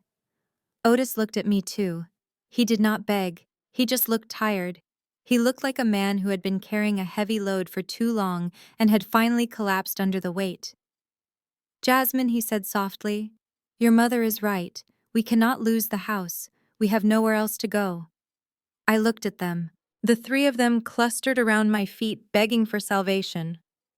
An hour ago, they were laughing at my clothes. An hour ago, they were telling me I was a failure. Now they were praying to me. I took a sip of my wine. It was warm now, but it still tasted good. "You want me to buy the house?" I asked. "Yes," Viola cried. "Yes, baby. Buy it. Keep it in the family. We can pay you rent. Or we can just manage it for you. Whatever you want. Just save us." I set the wine glass down on the table next to the foreclosure notice. I smoothed out the wrinkles in my sweater. I looked at Terrence, who was still clutching my leg. I gently kicked his hand away. "Get up, Terrence," I said. "You are ruining my denim." He scrambled back, wiping his hands on his pants. I looked at Viola. I smiled. It was a small secret smile. "Actually," I said, "you do not have to worry about the bank anymore." Viola let out a gasp of relief. She sagged against the chair, closing her eyes. Oh, thank you, Jesus, she whispered. Thank you. I made a call this morning, I continued. Before I even got on the plane, I spoke with the asset manager at the bank that holds the note on this house. I told him I was interested in the property. I told him I wanted to settle the debt immediately. Terrence started laughing, a hysterical, relieved sound. I knew it, he said. I knew you would not let us down. You are the best sister in the world, Jasmine. I swear I will make it up to you. I will build you a statue. Otis wiped his eyes with the back of his hand. Thank you, daughter, he said. You saved us. They were all smiling now. They were all breathing easier. The nightmare was over. The rich sister had come to the rescue just like they always expected her to deep down. They thought they had won. They thought they had gotten away with it. I leaned forward. I picked up the foreclosure notice. I folded it neatly in half. I think you misunderstand, I said softly. I did not pay off the mortgage for you. I watched the smiles spread across their faces. It was fascinating to see how quickly they forgot their cruelty the moment they thought they were safe. Viola was already planning her next bridge club meeting in her head. Terrence was probably already thinking about how to spin this to his friends. They thought they had won. They thought money had made me soft. They thought that because I had opened my wallet, I had closed my heart to the past. I cleared my throat. The sound cut through their celebration like a knife. I think you are confused, I said, my voice devoid of warmth. I did not pay off the mortgage as a gift. I did not give the bank $200,000 to clear Terrence's debt. Viola frowned, her smile wavering slightly. She tilted her head, looking at me like a dog that heard a high-pitched whistle. What do you mean, baby? She asked. You said you settled it. You said you spoke to the manager. I said I settled the debt with the bank, I corrected. That means I purchased the note. I bought the debt from them for cash this morning. The bank does not own the mortgage anymore. I pointed a finger at my own chest. I own the mortgage. I am the lender. I am the lien holder. Terrence let out a breathy laugh, wiping his nose on his sleeve. He looked relieved. He looked like he had just dodged a bullet. Okay, sure, he said. You are the bank. That is even better. We can work out a payment plan, or you can just write it off as a loss on your taxes. It is a family loan now, right? No interest, no pressure. I can pay you back when the market turns around. Viola clapped her hands together. Exactly, she beamed. Oh, Jasmine, you are so smart. Keeping the asset in the family, that is generational wealth building.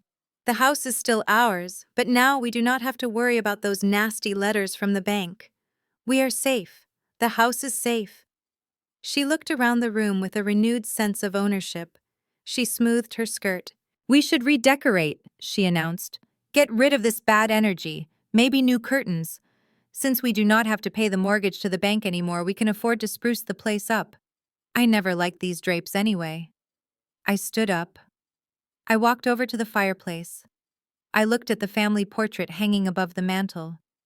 It was a picture of Viola Otis and Terrence taken 10 years ago. They were all wearing matching white outfits standing on a beach. I was not in it. I had been at college working double shifts at the diner to pay for the tuition they refused to help with. You are not listening, I said, turning back to face them. The room went quiet again. The air grew cold. I did not buy the note to save you, I said. I bought the note because I wanted to control the asset. Viola's smile faltered completely. Her hands froze in mid-clap. What do you mean, control the asset? She whispered. I mean that since the loan is in default and has been for 6 months, I have the legal right to accelerate the debt, I explained. I have the right to demand full payment immediately, and if that payment is not made, I have the right to foreclose. But you would not do that, Viola said, her voice trembling. We are your family. You just said you bought it so the bank would not take it. You are my daughter. You would not put your own mother on the street. I bought it so the bank would not take it, I agreed. Because I wanted to take it. I walked back to the table and picked up the pink foreclosure notice. I held it up. I am exercising my right as the lender, I said. I am calling the loan. You owe me $200,000 plus interest plus legal fees. Can you pay me right now? No, Terrence squeaked. You know we cannot. Then the foreclosure proceeds, I said. But where will we live? Viola cried, looking at the walls as if they were melting. This is my house. I have lived here for 30 years. I raised you in this house. It is not your house, Mom, I said, my voice cold and hard. It has not been your house since Terrence signed it away. It was the bank house. And now it is my house. I looked her dead in the eyes. And I am selling it. You have 30 days, I said, my voice cutting through the hysteria in the room like a cold wind. The eviction notice is effective immediately. By January 24th, this house must be empty. Broom clean condition. No furniture, no personal items, and definitely no people.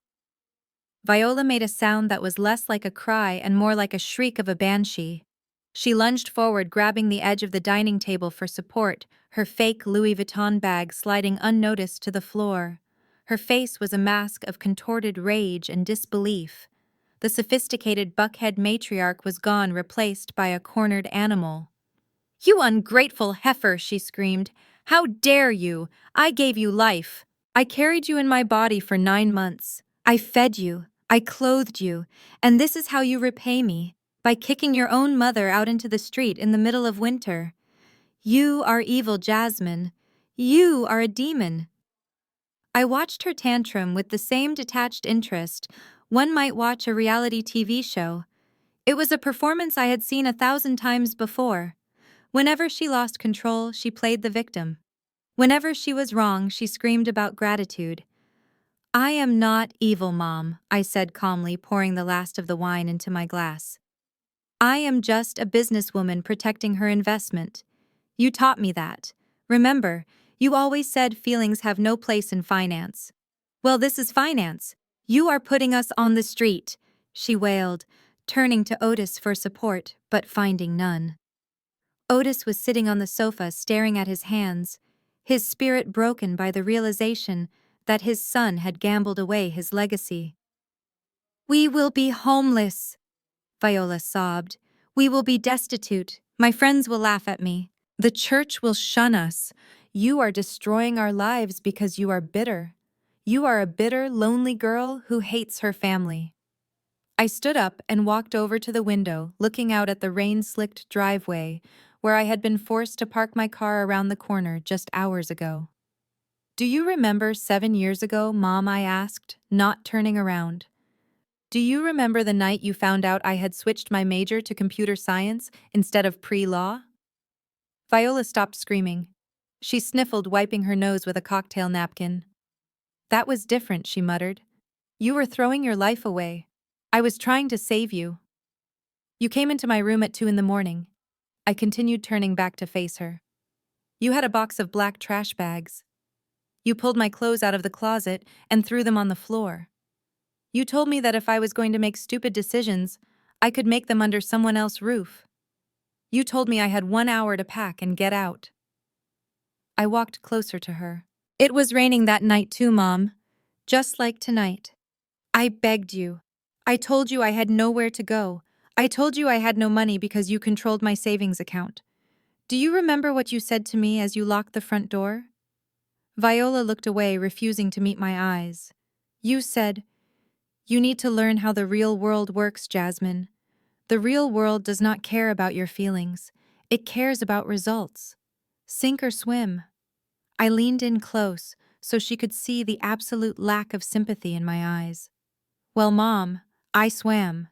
I swam all the way to $500 million, and now you are the one sinking. I am just doing exactly what you taught me. I am giving you a lesson in how the real world works. Actions have consequences. Theft has consequences. Betrayal has consequences. Viola began to weep again, but it was softer now, defeated. She realized that her old weapon's guilt and shame no longer worked on me. I was bulletproof. So that is it, she whispered. You are just going to leave us to freeze. You are going to let your father sleep under a bridge.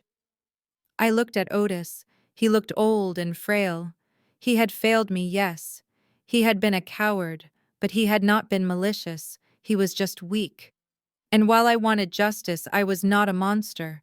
I never said you were going to be homeless, I said, reaching into my bag one last time. Viola's head snapped up. Hope flickered in her teary eyes again, desperate and pathetic. I have made arrangements, I said, pulling out a set of keys. They jangled loudly in the silent room. I am not heartless, Mom. I would never let my parents sleep on the street. I have secured a new residence for you. It is fully paid for. Rent is covered for the next 5 years. You can move in tomorrow. I held up the keys. They were simple silver keys. No fancy fob. No Mercedes logo. Viola reached for them, her hands shaking. Oh, Jasmine, she breathed. I knew it. I knew you would not abandon us. Where is it? Is it the condos in Midtown? Or maybe one of those nice townhouses near the park? I smiled. It was the smile of the wolf who had finally cornered the sheep. Not exactly, I said. I dropped the keys into Viola's open palm. They landed with a light metallic clink. They did not feel heavy like the keys to a mansion. They felt light. They felt like survival. They felt like the bare minimum. Viola stared at them. She turned them over in her manicured fingers, looking for a remote entry fob or a luxury emblem. There was nothing. Just 2 simple silver keys on a plain wire ring. Where is this? She asked, her voice trembling with a mix of hope and dread. You said it was paid for. Is it the high-rise downtown? The one with the concierge? I shook my head slowly. It is an apartment complex in East Point, Mom, I said. The Gardens. Unit 2B. It is a sturdy brick building, 2nd floor walk-up. It has a bus stop right in front. You will need that since the repo man is coming for the Mercedes tomorrow morning. Viola choked. She looked as if I had just slapped her. East Point, she gasped the name, tasting like poison in her mouth. Jasmine, you cannot be serious. East Point is for regular people. It is for the help. It is miles away from the country club. It is miles away from my friends. I cannot live in East Point. I am Viola Brooks. You were Viola Brooks of Buckhead, I corrected her. Now you are Viola Brooks of East Point. It is a 1-bedroom apartment, Mom. 600 square feet. 1 bathroom. A kitchenette with a stove and a refrigerator. It is cozy, it is safe. And it is fully paid for, 5 years in advance. You will have a roof over your head. You will have heat. You will have water. That is more than you gave me when you kicked me out into the rain. 1 bedroom, she shrieked, her vanity overriding her survival instinct. But where will we put our things? Where will I put my clothes? My furniture? We need a guest room. We need space to entertain. You do not have furniture, Mom, I reminded her. The bank owns the furniture. You are taking your clothes and your personal items. That is it. You will have to share a closet. You will have to downsize. It is called living within your means. It is a lesson you should have learned 40 years ago. I leaned in closer, my shadow falling over her. But there are rules, I said, my voice hardening into steel. This lease is in my name. The power is in my name. The water is in my name. And I have one non-negotiable condition. If I find out that you have given Terrence a single dime, if I find out he is sleeping on your couch, if I find out you bought him a sandwich with the grocery money I send you, I will terminate the lease immediately. You will be on the street that same day. Do you understand me? Viola began to weep into her hands. But what will the ladies at church say? She wailed, rocking back and forth. They think we are wealthy. They think we are pillars of the community. If they find out I am living in a 1-bedroom apartment in East Point, they will laugh at me, Jasmine. I will be a laughingstock. I cannot show my face at Sunday service. You are humiliating me. You humiliated yourself when you let your son gamble away your dignity, I said. Otis stood up from the sofa. He walked over to Viola. He looked at the woman who had controlled his every move for 3 decades. He looked at her tears, and for the first time I saw no sympathy in his eyes, only exhaustion. He reached down and gently took the keys from her trembling hand. He held them tight in his fist. "It sounds peaceful," he said, his voice quiet but firm. "No mortgage, no keeping up appearances, no lies, just a place to sleep."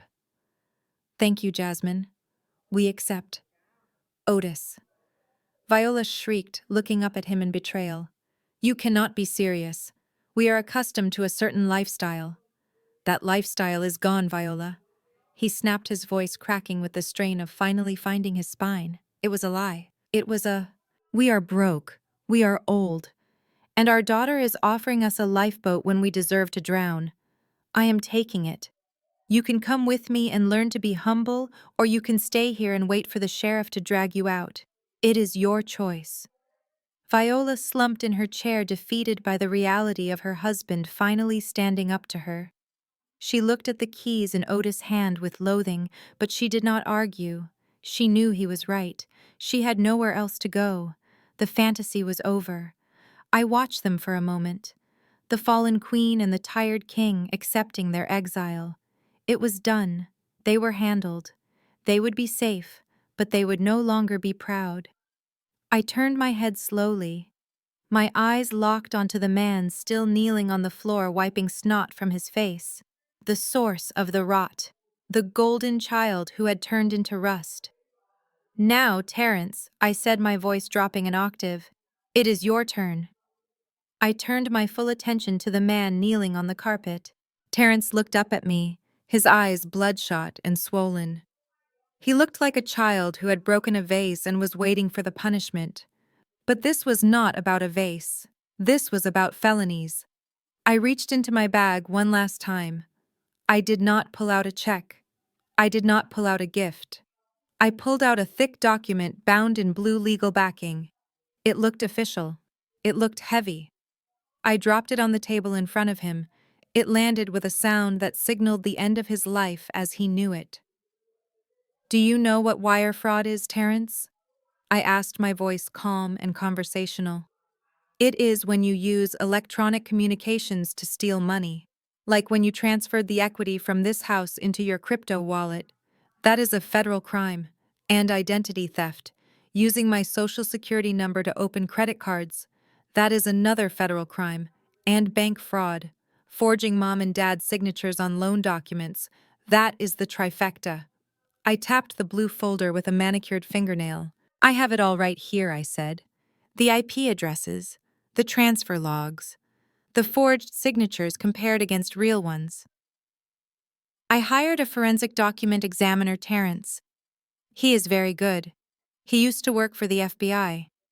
In fact, he told me that if I handed this file to the U.S. Attorney Office, you would be looking at a minimum of 10 years in federal prison. Maybe 15 if the judge is in a bad mood." Terence let out a strangled sob. He grabbed the leg of the coffee table as if the room were spinning. "No, Jasmine, please," he begged, his voice cracking. "Not prison. I cannot go to prison. I am not built for that. They will kill me in there. I am your brother. You cannot send your own brother to jail."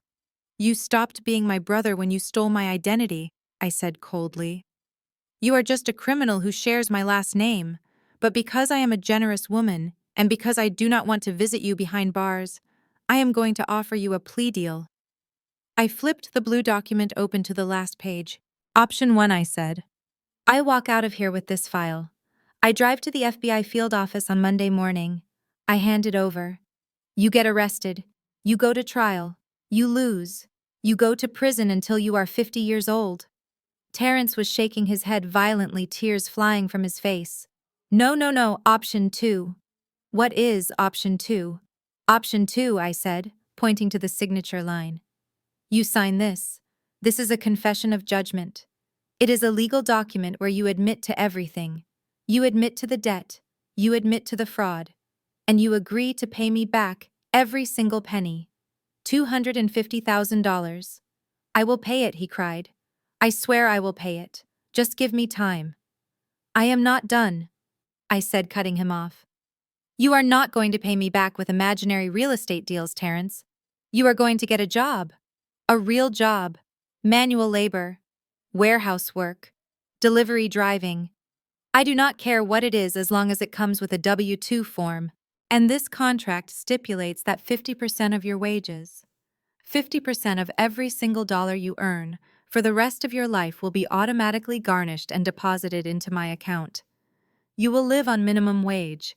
You will live like the poor people you used to mock. You will work until your hands bleed, and you will pay me until the day you die, or the debt is cleared. He stared at me in horror. But that is slavery, he whispered. That will take forever. I will never have anything. I will never have a life. You stole my life for 7 years, I reminded him. Now I am taking yours. It is a fair trade. I took a heavy fountain pen out of my purse. I clicked the cap off. I held it out to him. Prison or payment, Terrence, I said. Those are your choices. The clock is ticking.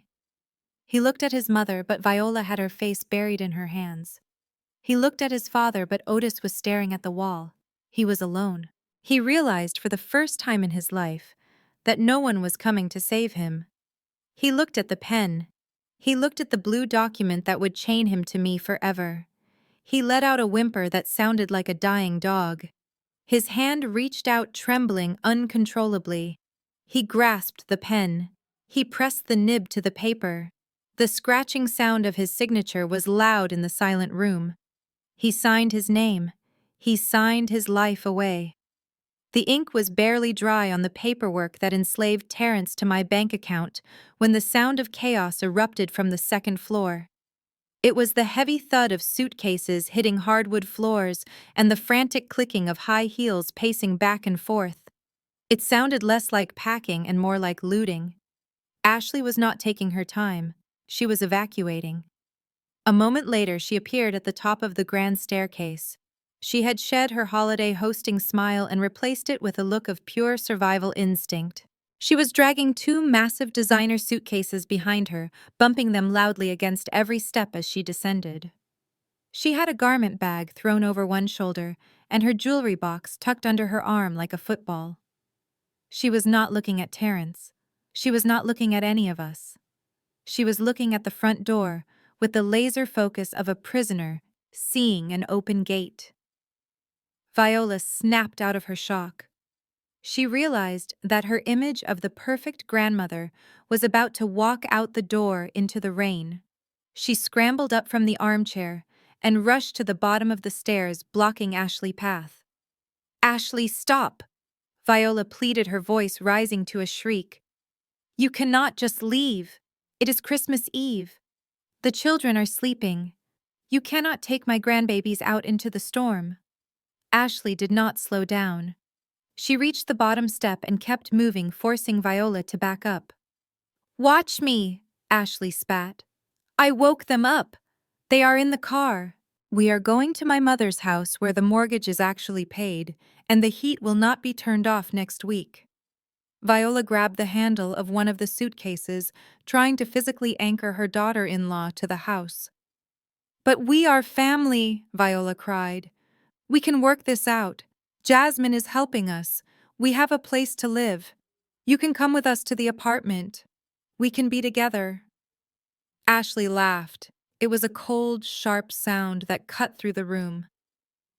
"I am not living in an apartment in East Point with you, Viola," she said, struggling to yank the suitcase free. "I did not marry Terrence for his personality. I married him because he promised me a life. He promised me security. He promised me this house. And it turns out he is just a broke liar who stole from my own father." She pulled hard, ripping the suitcase handle from Viola's grip. The force of it made Viola stumble back. "Do not touch my things," Ashley warned, her eyes narrowing. "I am taking what is mine. I am taking the jewelry he bought me with your money. I am taking the clothes, and I am taking the kids. You can keep your son. You deserve each other." Viola lunged forward again, grabbing Ashley's arm. "Please, Ashley, think of the family image. What will people say if you leave him on Christmas?" Ashley shoved her. It was not a gentle push. It was a shove born of humiliation and rage. Viola stumbled backward, her heels catching on the edge of the ruined white carpet. She fell hard onto the floor, landing next to the wine stain her son had created. "I do not care about your image," Ashley screamed, standing over her. "Your image is a lie, your son is a fraud, and this house is a tomb. I am done." She turned and marched to the heavy front door. She threw it open, letting a gust of freezing wind and rain blow into the foyer. The Christmas wreath which I had knocked down earlier skittered across the floor tiles. Outside, the headlights of her SUV were already on, cutting through the darkness. I could see the silhouettes of my niece and nephew in the back seat waiting to escape. Ashley did not look back. She did not say goodbye. She dragged her luggage out into the rain and slammed the door shut. The sound echoed through the house like a gunshot. A moment later, we heard the roar of the engine and the squeal of tires on wet pavement. Then there was silence. The house seemed to groan. The temperature dropped instantly as the chill from outside settled in. The illusion was completely shattered. The decorations looked tacky now. The tree looked sad. The expensive furniture looked like props on a stage where the play had gone horribly wrong. Viola sat on the floor weeping into her hands. Otis sat on the sofa staring at nothing. Terence lay curled up clutching the contract that ended his freedom. And I stood by the fireplace holding my glass of wine. The entourage was gone. The hangers-on were gone. The wives and the children were gone.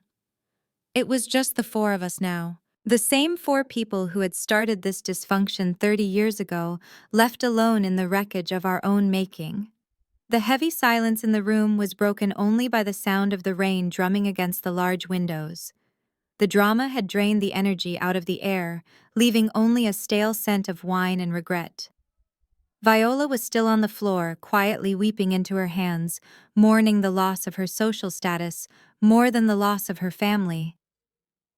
Terence was staring at the wall, holding the contract that ended his freedom. But Otis was moving. My father stood up from the sofa, his joints popped audibly in the quiet room. He looked older than he had this morning. The events of the last hour had aged him 10 years, carving deep lines of exhaustion into his face. He walked over to me. He did not look at Viola. He did not look at Terence.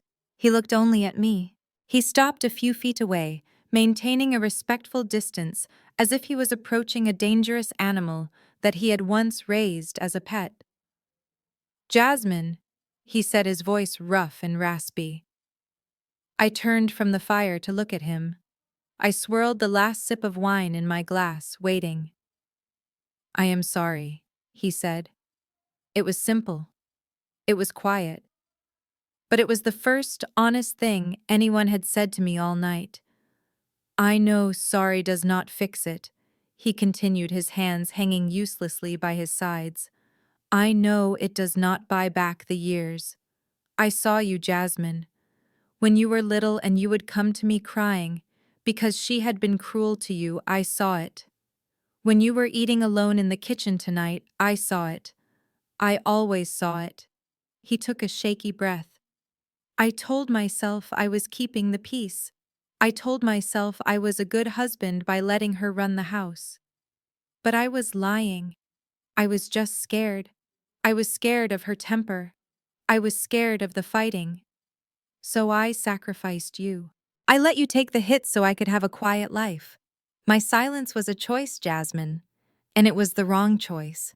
I failed you as a father. I failed to protect the one child who actually deserved it." I looked at him.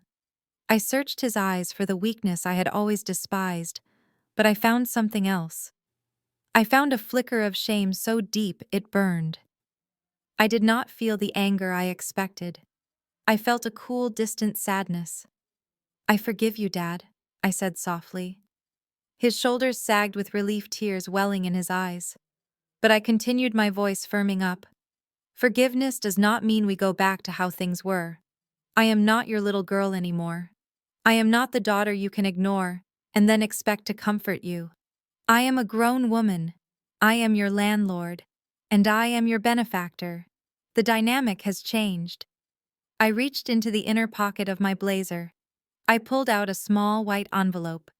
It was not thick, but it was important. I held it out to him.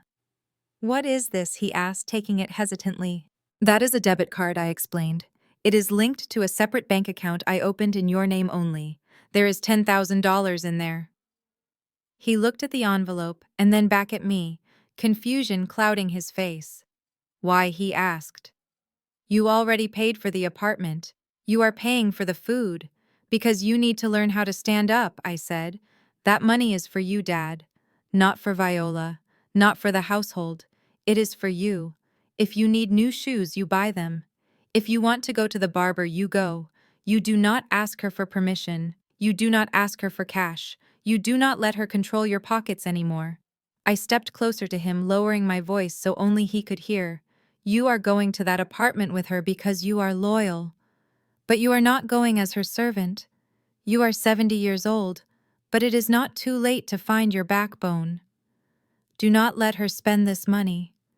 Do not let her give it to Terrence. If that balance hits zero because of them, I will not refill it. This is your seed money for dignity. Use it wisely." Otis gripped the envelope tight. He looked at it like it was a lifeline. He nodded slowly, understanding the assignment. "I understand, daughter," he whispered. "I will not waste it." He turned slowly. He looked across the room at Viola. She was still sitting on the floor, surrounded by the wreckage of her perfect Christmas. She looked up at him, her mascara running her face blotchy. She expected him to come to her. She expected him to help her up, to brush her off, to tell her it was all the bank fault. She reached a hand out to him, expecting the same obedience she had commanded for 40 years. "Otis," she whined, "help me up. My knees hurt." Otis stood there. He looked at her hand. He looked at her face. He did not move. He did not rush to her side. He looked at the woman he had shared a bed with for decades, the woman he had enabled, the woman he had feared. And for the first time in my life, I saw the look in his eyes change. The familiarity was gone. The fear was gone. He looked at her with a cold, detached curiosity, as if he was looking at a complete stranger. I stood over her, looking down at the woman who had dominated my existence for 27 years. Viola was still on the floor. Her legs were sprawled awkwardly, her expensive dress bunched up around her knees. She looked small. She looked fragile. For the first time in my life, she did not look like a giant. She looked like exactly what she was, an aging woman who had bet everything on a lie and lost. She looked up at me. Her eyes were red-rimmed and swollen. Her mascara had run down her cheeks in dark, jagged lines, making her look like a tragic clown. She sniffled, wiping her nose with the back of her hand, a gesture so unrefined she would have slapped me for doing it yesterday. "Why, Jasmine?" she whispered. Her voice was broken. It was a sound of pure confusion. "Why are you doing this to me? I am your mother. I gave birth to you. I suffered for you. How can you be so cruel? How can you hate the woman who gave you life?" She reached out a hand to grab the hem of my pants, but I stepped back just out of reach. I did not want her touch. I did not want her contamination. I looked at her with a clarity that felt like ice water in my veins. "You gave me biology, Mom," I said, my voice low and steady. "You gave me DNA. You gave me a roof over my head because the law required it. But you did not give me a mother." I walked a slow circle around her, forcing her to turn her head to follow me. "You did not love me," I continued. "You loved the idea of me. You loved having a daughter you could dress up like a doll for Christmas cards. You loved having a prop for your perfect family photos. But the moment I developed a personality that did not fit your script, you discarded me. You loved your status more than you loved your child. You loved the admiration of strangers at the country club more than you loved the girl crying in the next room." Viola shook her head, sobbing. "That is not true," she cried. I loved you. I wanted the best for you. No, I corrected her.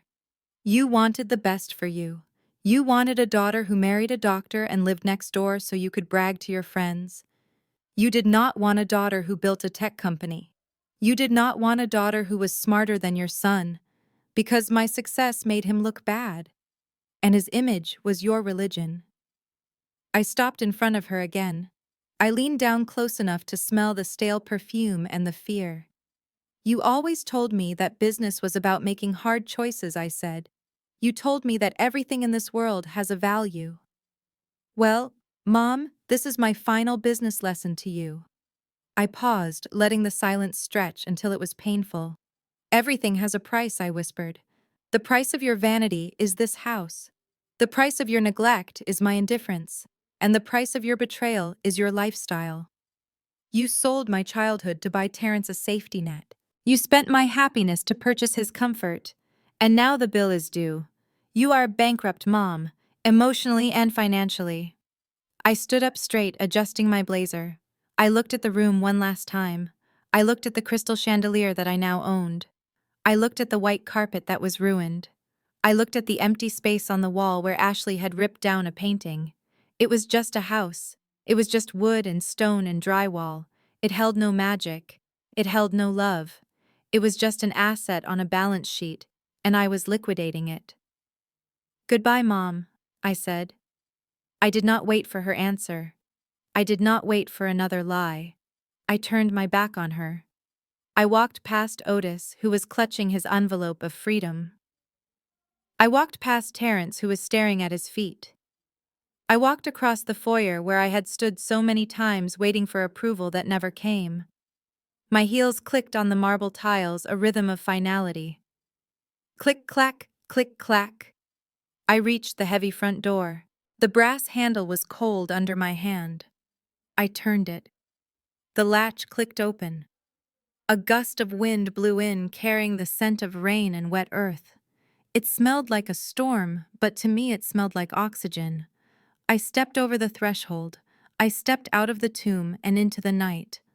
The heavy oak door clicked shut behind me, sealing the tomb of my childhood with a final decisive thud. I stood on the porch for a moment, letting the sound resonate in the night air. It was done. The screaming was over. The crying was over. The years of feeling small and insignificant were trapped behind that wood and glass barrier. I turned around and faced the driveway. The rain was coming down harder now, a freezing sheet of water that blurred the lights of the street lamps, but I did not feel cold. The wind whipped my hair across my face and it felt like a baptism. It felt like the air was scrubbing the scent of desperation and stale perfume off my skin. It was sharp and clean, and it smelled like absolute freedom. I started walking down the steps. My heels clicked on the wet stone. To my left sat the dented silver Toyota Corolla I had rented at the airport. It looked sad sitting there in the rain, a prop I no longer needed. I reached into my pocket to grab the keys, but then I saw the lights.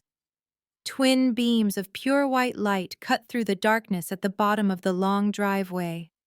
They swept across the wet pavement, illuminating the rain like falling diamonds. A low, powerful hum vibrated through the ground. It was not the rattling engine of a rental car. It was the purr of a predator. The vehicle emerged from the shadows, gliding over the asphalt with a ghostly smoothness. It was a Rolls-Royce Cullinan. It was painted a shade of black so deep it looked like a hole in the universe. It was massive, imposing, and utterly magnificent.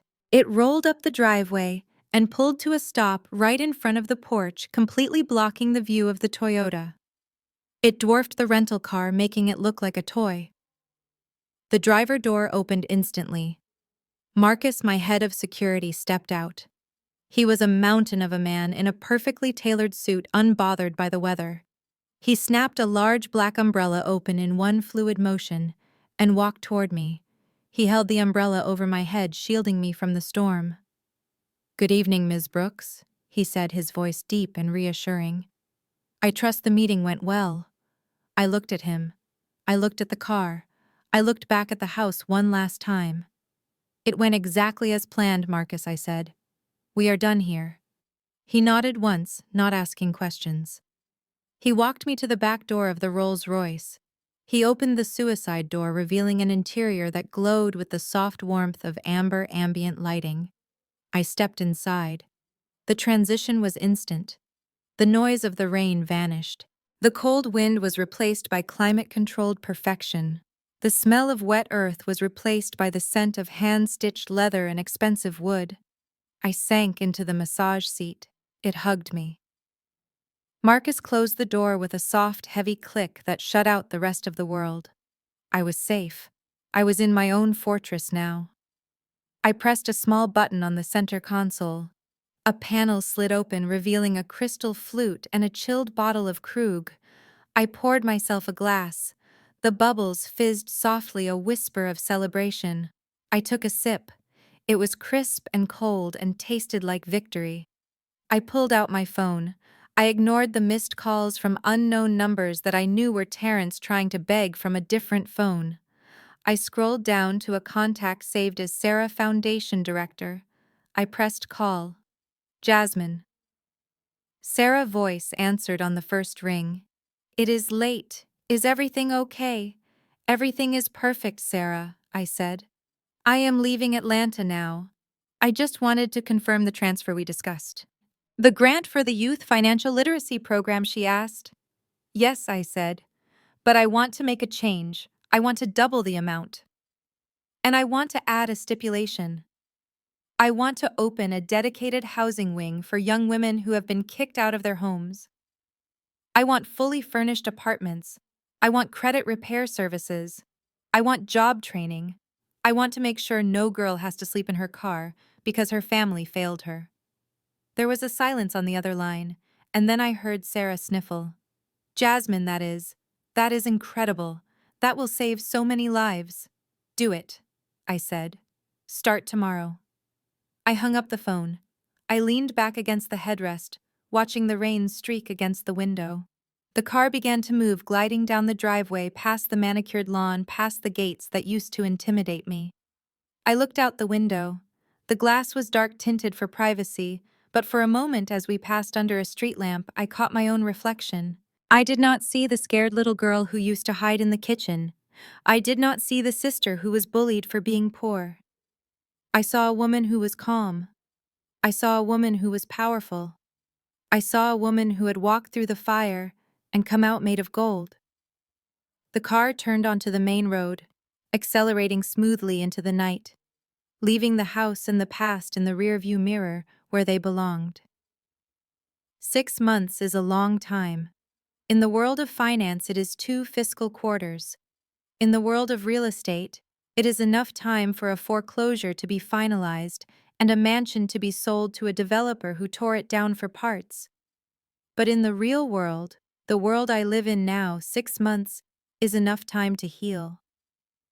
I drove past the apartment complex in East Point yesterday. I did not stop. I just watched from the tinted window of my car.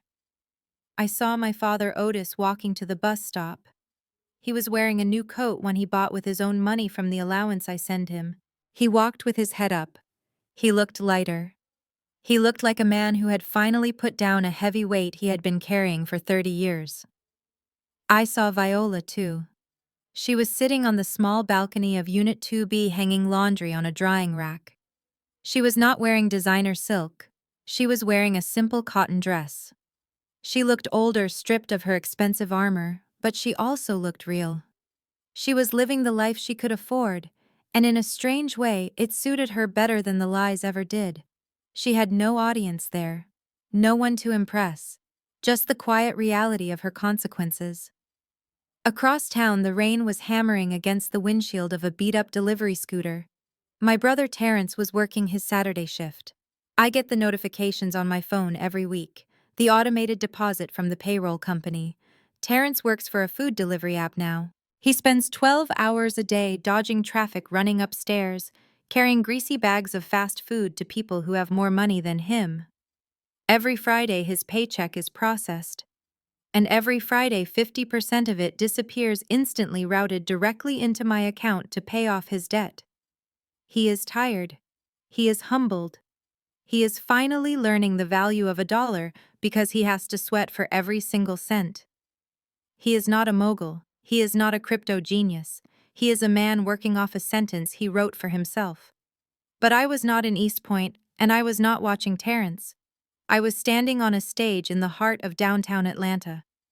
The sun was shining through the massive glass atrium of the new building.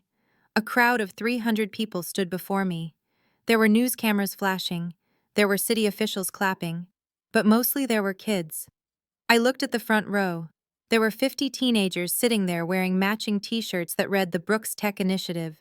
They were black and brown kids from neighborhoods just like the one I grew up in. They were kids who had been told they were not smart enough. Kids who had been told to lower their expectations. Kids who had to study by the light of a street lamp because the power was cut off at home. I stepped up to the microphone. The giant red ribbon fluttered in the breeze behind me. I held the oversized ceremonial scissors in my hands. They felt heavy but good. When I was your age, I told the crowd, my voice echoing through the hall. I was told that I did not belong at the table. I was told that my dreams were too big for my bank account. I was told to sit in the kitchen while others ate. I looked at a young girl in the front row. She was about 16 with braids and glasses. She was holding a tablet like it was a treasure map. She looked exactly like I did 10 years ago, scared but hungry. But today I continued smiling at her. I am building a new table. This center is not just a building. Oh, it is a promise. It is a promise that your brilliance will not be ignored. It is a promise that poverty will not be a prison for your mind. Here you will learn to code. You will learn to build. You will learn that you are the architects of the future. The crowd erupted in cheers. I turned and invited the girl with the braids to join me on stage. Her hands were shaking as she took the scissors. I placed my hands over hers, guiding her. Together we clamped down.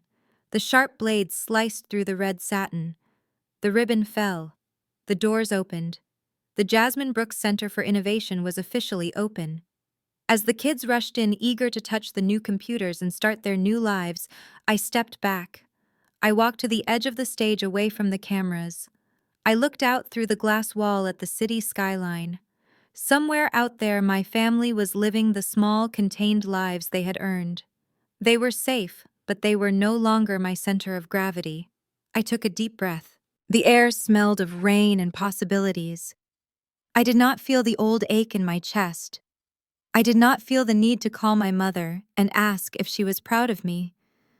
I did not need to show Terrence my bank balance to feel worthy. I did not need their permission to exist anymore. I looked at the reflection in the glass. I saw a woman who was whole. I saw a woman who was free. I smiled a genuine smile that reached my eyes. I turned away from the window and walked into the room full of future billionaires ready to get to work. The morning light in East Point did not filter through custom silk draperies. It sliced through the cracked plastic blinds of Unit 2B, casting harsh striped shadows across the laminate floor that was peeling at the corners. Viola sat at the small, wobbly kitchen table staring at a chipped mug of instant coffee. She was wearing her silk dressing gown, the one with the ostrich feathers on the cuffs, but here in this cramped kitchenette with the hum of the refrigerator and the smell of the neighbors frying bacon through the vent, she looked like a costume from a play that had closed months ago. She had not unpacked the boxes. They were stacked against the wall, a cardboard barricade she refused to dismantle. In her mind, unpacking meant accepting. Unpacking meant this was home. So she lived out of a suitcase, digging through layers of cashmere to find a clean pair of socks, refusing to put her crystal figurines on the cheap particle board shelves. She jumped when a siren wailed past the window, followed by the heavy bass of a car stereo rattling the window pane. She pressed her fingers to her temples, trying to massage away the migraine that had started the day she signed the lease. Otis walked into the room. He did not look miserable. That was the thing that infuriated Viola the most. Her husband, the man she had dragged through high society by his collar, looked content. He was wearing a simple pair of work pants and a flannel shirt he had bought at the thrift store down the street. He was humming. He poured himself a cup of the cheap coffee and leaned against the counter, looking out the window at the parking lot. I am going down to the park, Otis announced. The guys are playing dominoes today. Mr. Henderson said he would teach me how to play spades. Viola looked at him with disdain. Dominoes, she scoffed. With those people. Otis, you are a Brooks. We do not play dominoes in the park with retirees who drink beer in the middle of the day. We play bridge. We play golf. You should be networking. You should be finding a way to get us out of here. Otis turned to look at her. His eyes were clear. For the first time in decades, he was not medicating his stress with expensive scotch. He was sober and he was calm.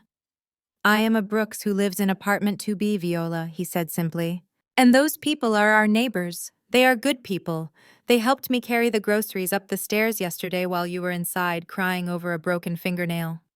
He reached into his pocket and pulled out the white envelope Jasmine sent every month. He took out a $20 bill.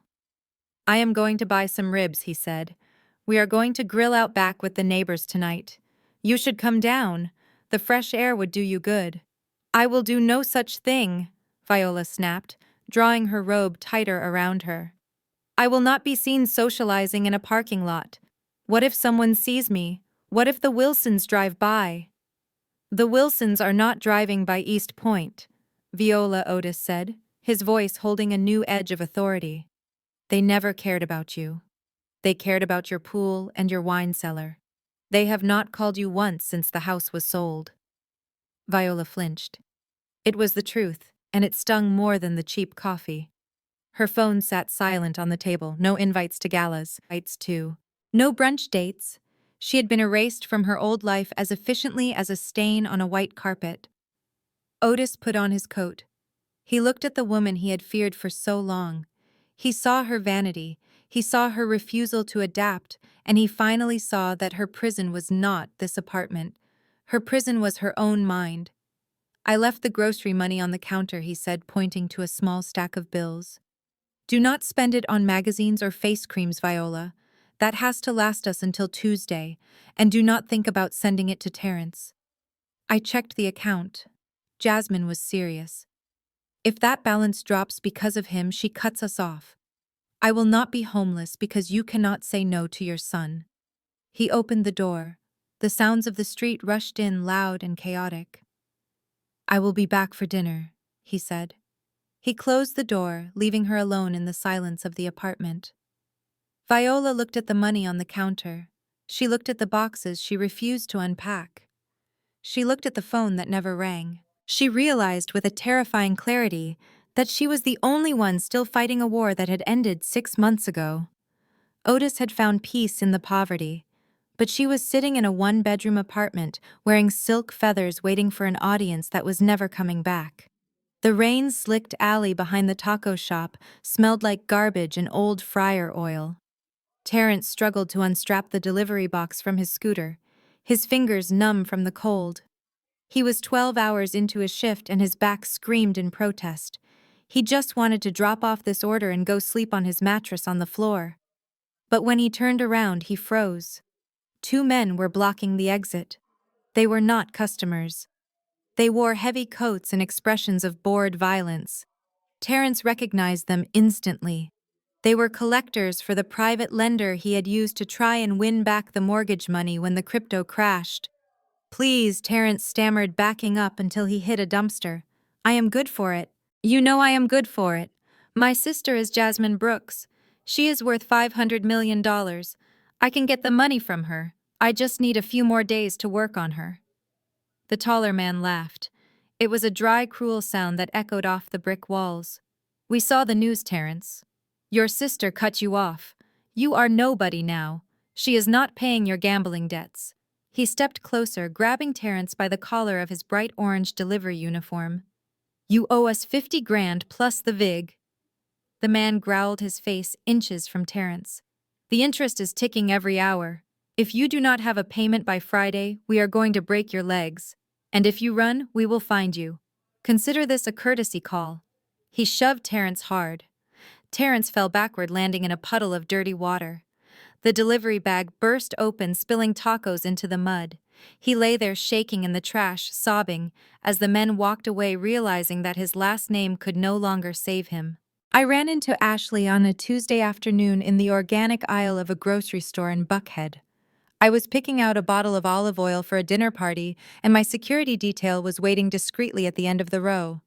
I reached for a bottle, and my hand almost brushed against another woman. I looked up to apologize, and the words died in my throat. It was Ashley. But it was not the Ashley who used to mock my clothes at Christmas dinner. This Ashley looked exhausted. Her expensive highlights had grown out, leaving dark roots, and she was wearing a coat that had seen better days. She was not wearing her wedding ring. She froze when she saw me. Her eyes widened in panic. She gripped the handle of her cart so tight her knuckles turned white. I looked down at her cart. It was not full of champagne and steak. It was full of generic cereal and bulk pasta. She waited for me to say something cruel. She waited for me to laugh at her downfall. But I felt nothing. The hate was gone, leaving only a distant pity. "Hello, Ashley," I said softly. She blinked, tears welling in her eyes. She did not ask for money. She did not make an excuse. She just nodded her head in a quick, ashamed motion and hurried her cart down the aisle away from me. I watched her disappear behind a display of apples, realizing that for her the party was truly over. Sunday morning was supposed to be Viola's sanctuary. She had spent 2 hours steaming her last good suit and polishing her shoes until the scuffs from the East Point pavement were hidden. She walked into the First Baptist foyer with her head held high, smiling her practiced smile, ready to take her usual place in the front pew. But as she approached Mrs. Wilson and the deacon wives, the circle of women tightened. It was a subtle movement, a closing of ranks that physically shut her out. Viola faltered, but kept her smile fixed. "Good morning, ladies," she chimed in, her voice trembling slightly. "Isn't the choir magnificent today?" Mrs. Wilson turned slowly. She looked Viola up and down, her eyes lingering on the outdated handbag. "Oh, hello, Viola," she said, her voice dripping with that poisonous southern sweetness. "We were just surprised to see you. We heard you had moved quite far away." The other women exchanged knowing glances. There was no invitation to brunch. There was no offer to sit together. Just a wall of silk and judgment. "We are praying for your situation," dear Mrs. Wilson added, turning her back. The message was clear. You are poor now. You are not one of us. Viola stood alone in the crowded hall, clutching her purse, realizing that God might forgive sins, but the ladies of Buckhead never forgave poverty. I met Julian on the roof of the new tech center while we were reviewing the solar panel installation. He was the lead architect on the project and the only man in Atlanta who had the nerve to tell me I was wrong about the structural glass. I liked him immediately. He did not look at me like a bank account to be drained. He looked at me like an equal to be respected. He had paint on his boots and a pencil tucked behind his ear, and he did not care that I was wearing a $5,000 coat. We were standing by the railing looking out at the city lights when he handed me a paper cup of lukewarm coffee from the bodega down the street. It was not champagne. It was not fancy. But it was the most romantic gesture I had experienced in years, because he had remembered exactly how I take it black with 2 sugars. He asked me about my day, not my net worth. He asked me what I was reading, not what I was buying. When he reached out to tuck a strand of hair behind my ear, his hand was steady and warm. For the first time, I did not flinch. I did not wonder what he wanted from me, because I knew the only thing he wanted was to know me. I looked at him and realized with a start that this was what love was supposed to feel like. It was not a transaction. It was a partnership. I am sitting on the balcony of my penthouse looking out at the Atlanta skyline. The city lights are twinkling like a sea of diamonds below me. It is quiet up here. For a long time, I was afraid of the quiet. I thought silence meant loneliness. I thought if the phone was not ringing, if there was not a crisis to solve or a check to write, then I did not matter. But I was wrong. This silence is not empty. It is full. It is full of peace. It is full of the absence of drama. It is the sound of a life that finally belongs to me. I know what they say about me back in East Point. I know Viola tells anyone who will listen that I am a cold-hearted witch who abandoned her family. I know Terrence curses my name every time he has to climb a flight of stairs with a delivery bag. And I am okay with that. I have made peace with being the villain in their version of the story, because playing the villain for them allowed me to finally be the hero for myself. I spent 27 years trying to buy their love, trying to earn a seat at a table where I was only ever served scraps. I thought if I just gave enough, if I just achieved enough, they would finally see me. But you cannot make people see you when they are blinded by their own greed. You cannot save people who are determined to drown. I look back through the glass doors. Inside the apartment, Julian is sleeping. He does not care about my bank account. He does not care about my last name. He cares about me. That is a wealth I never knew existed. I realize that family is not about blood. Blood is just biology. Family is about respect. Family is about safety. Family are the people who clap for you when you win, not the ones who try to steal the trophy. I stand up and lean against the railing. The wind is cool on my face. The storm is over. The house is gone. The debt is settled. I am not the daughter of Otis and Viola anymore. I am not the sister of Terrence. I am just Jasmine. And for the first time in my life, that is enough.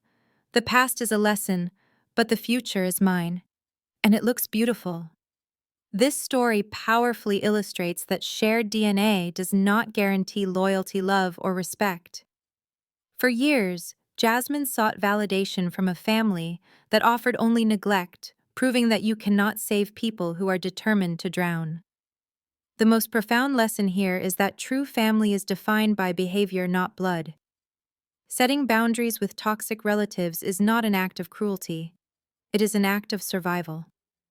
You must stop seeking approval from those committed to misunderstanding you.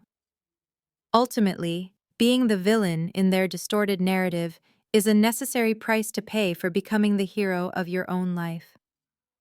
If you are ready to stop setting yourself on fire to keep others warm and finally build the life you truly deserve, hit that subscribe button and share this story with someone who needs the courage to choose themselves today.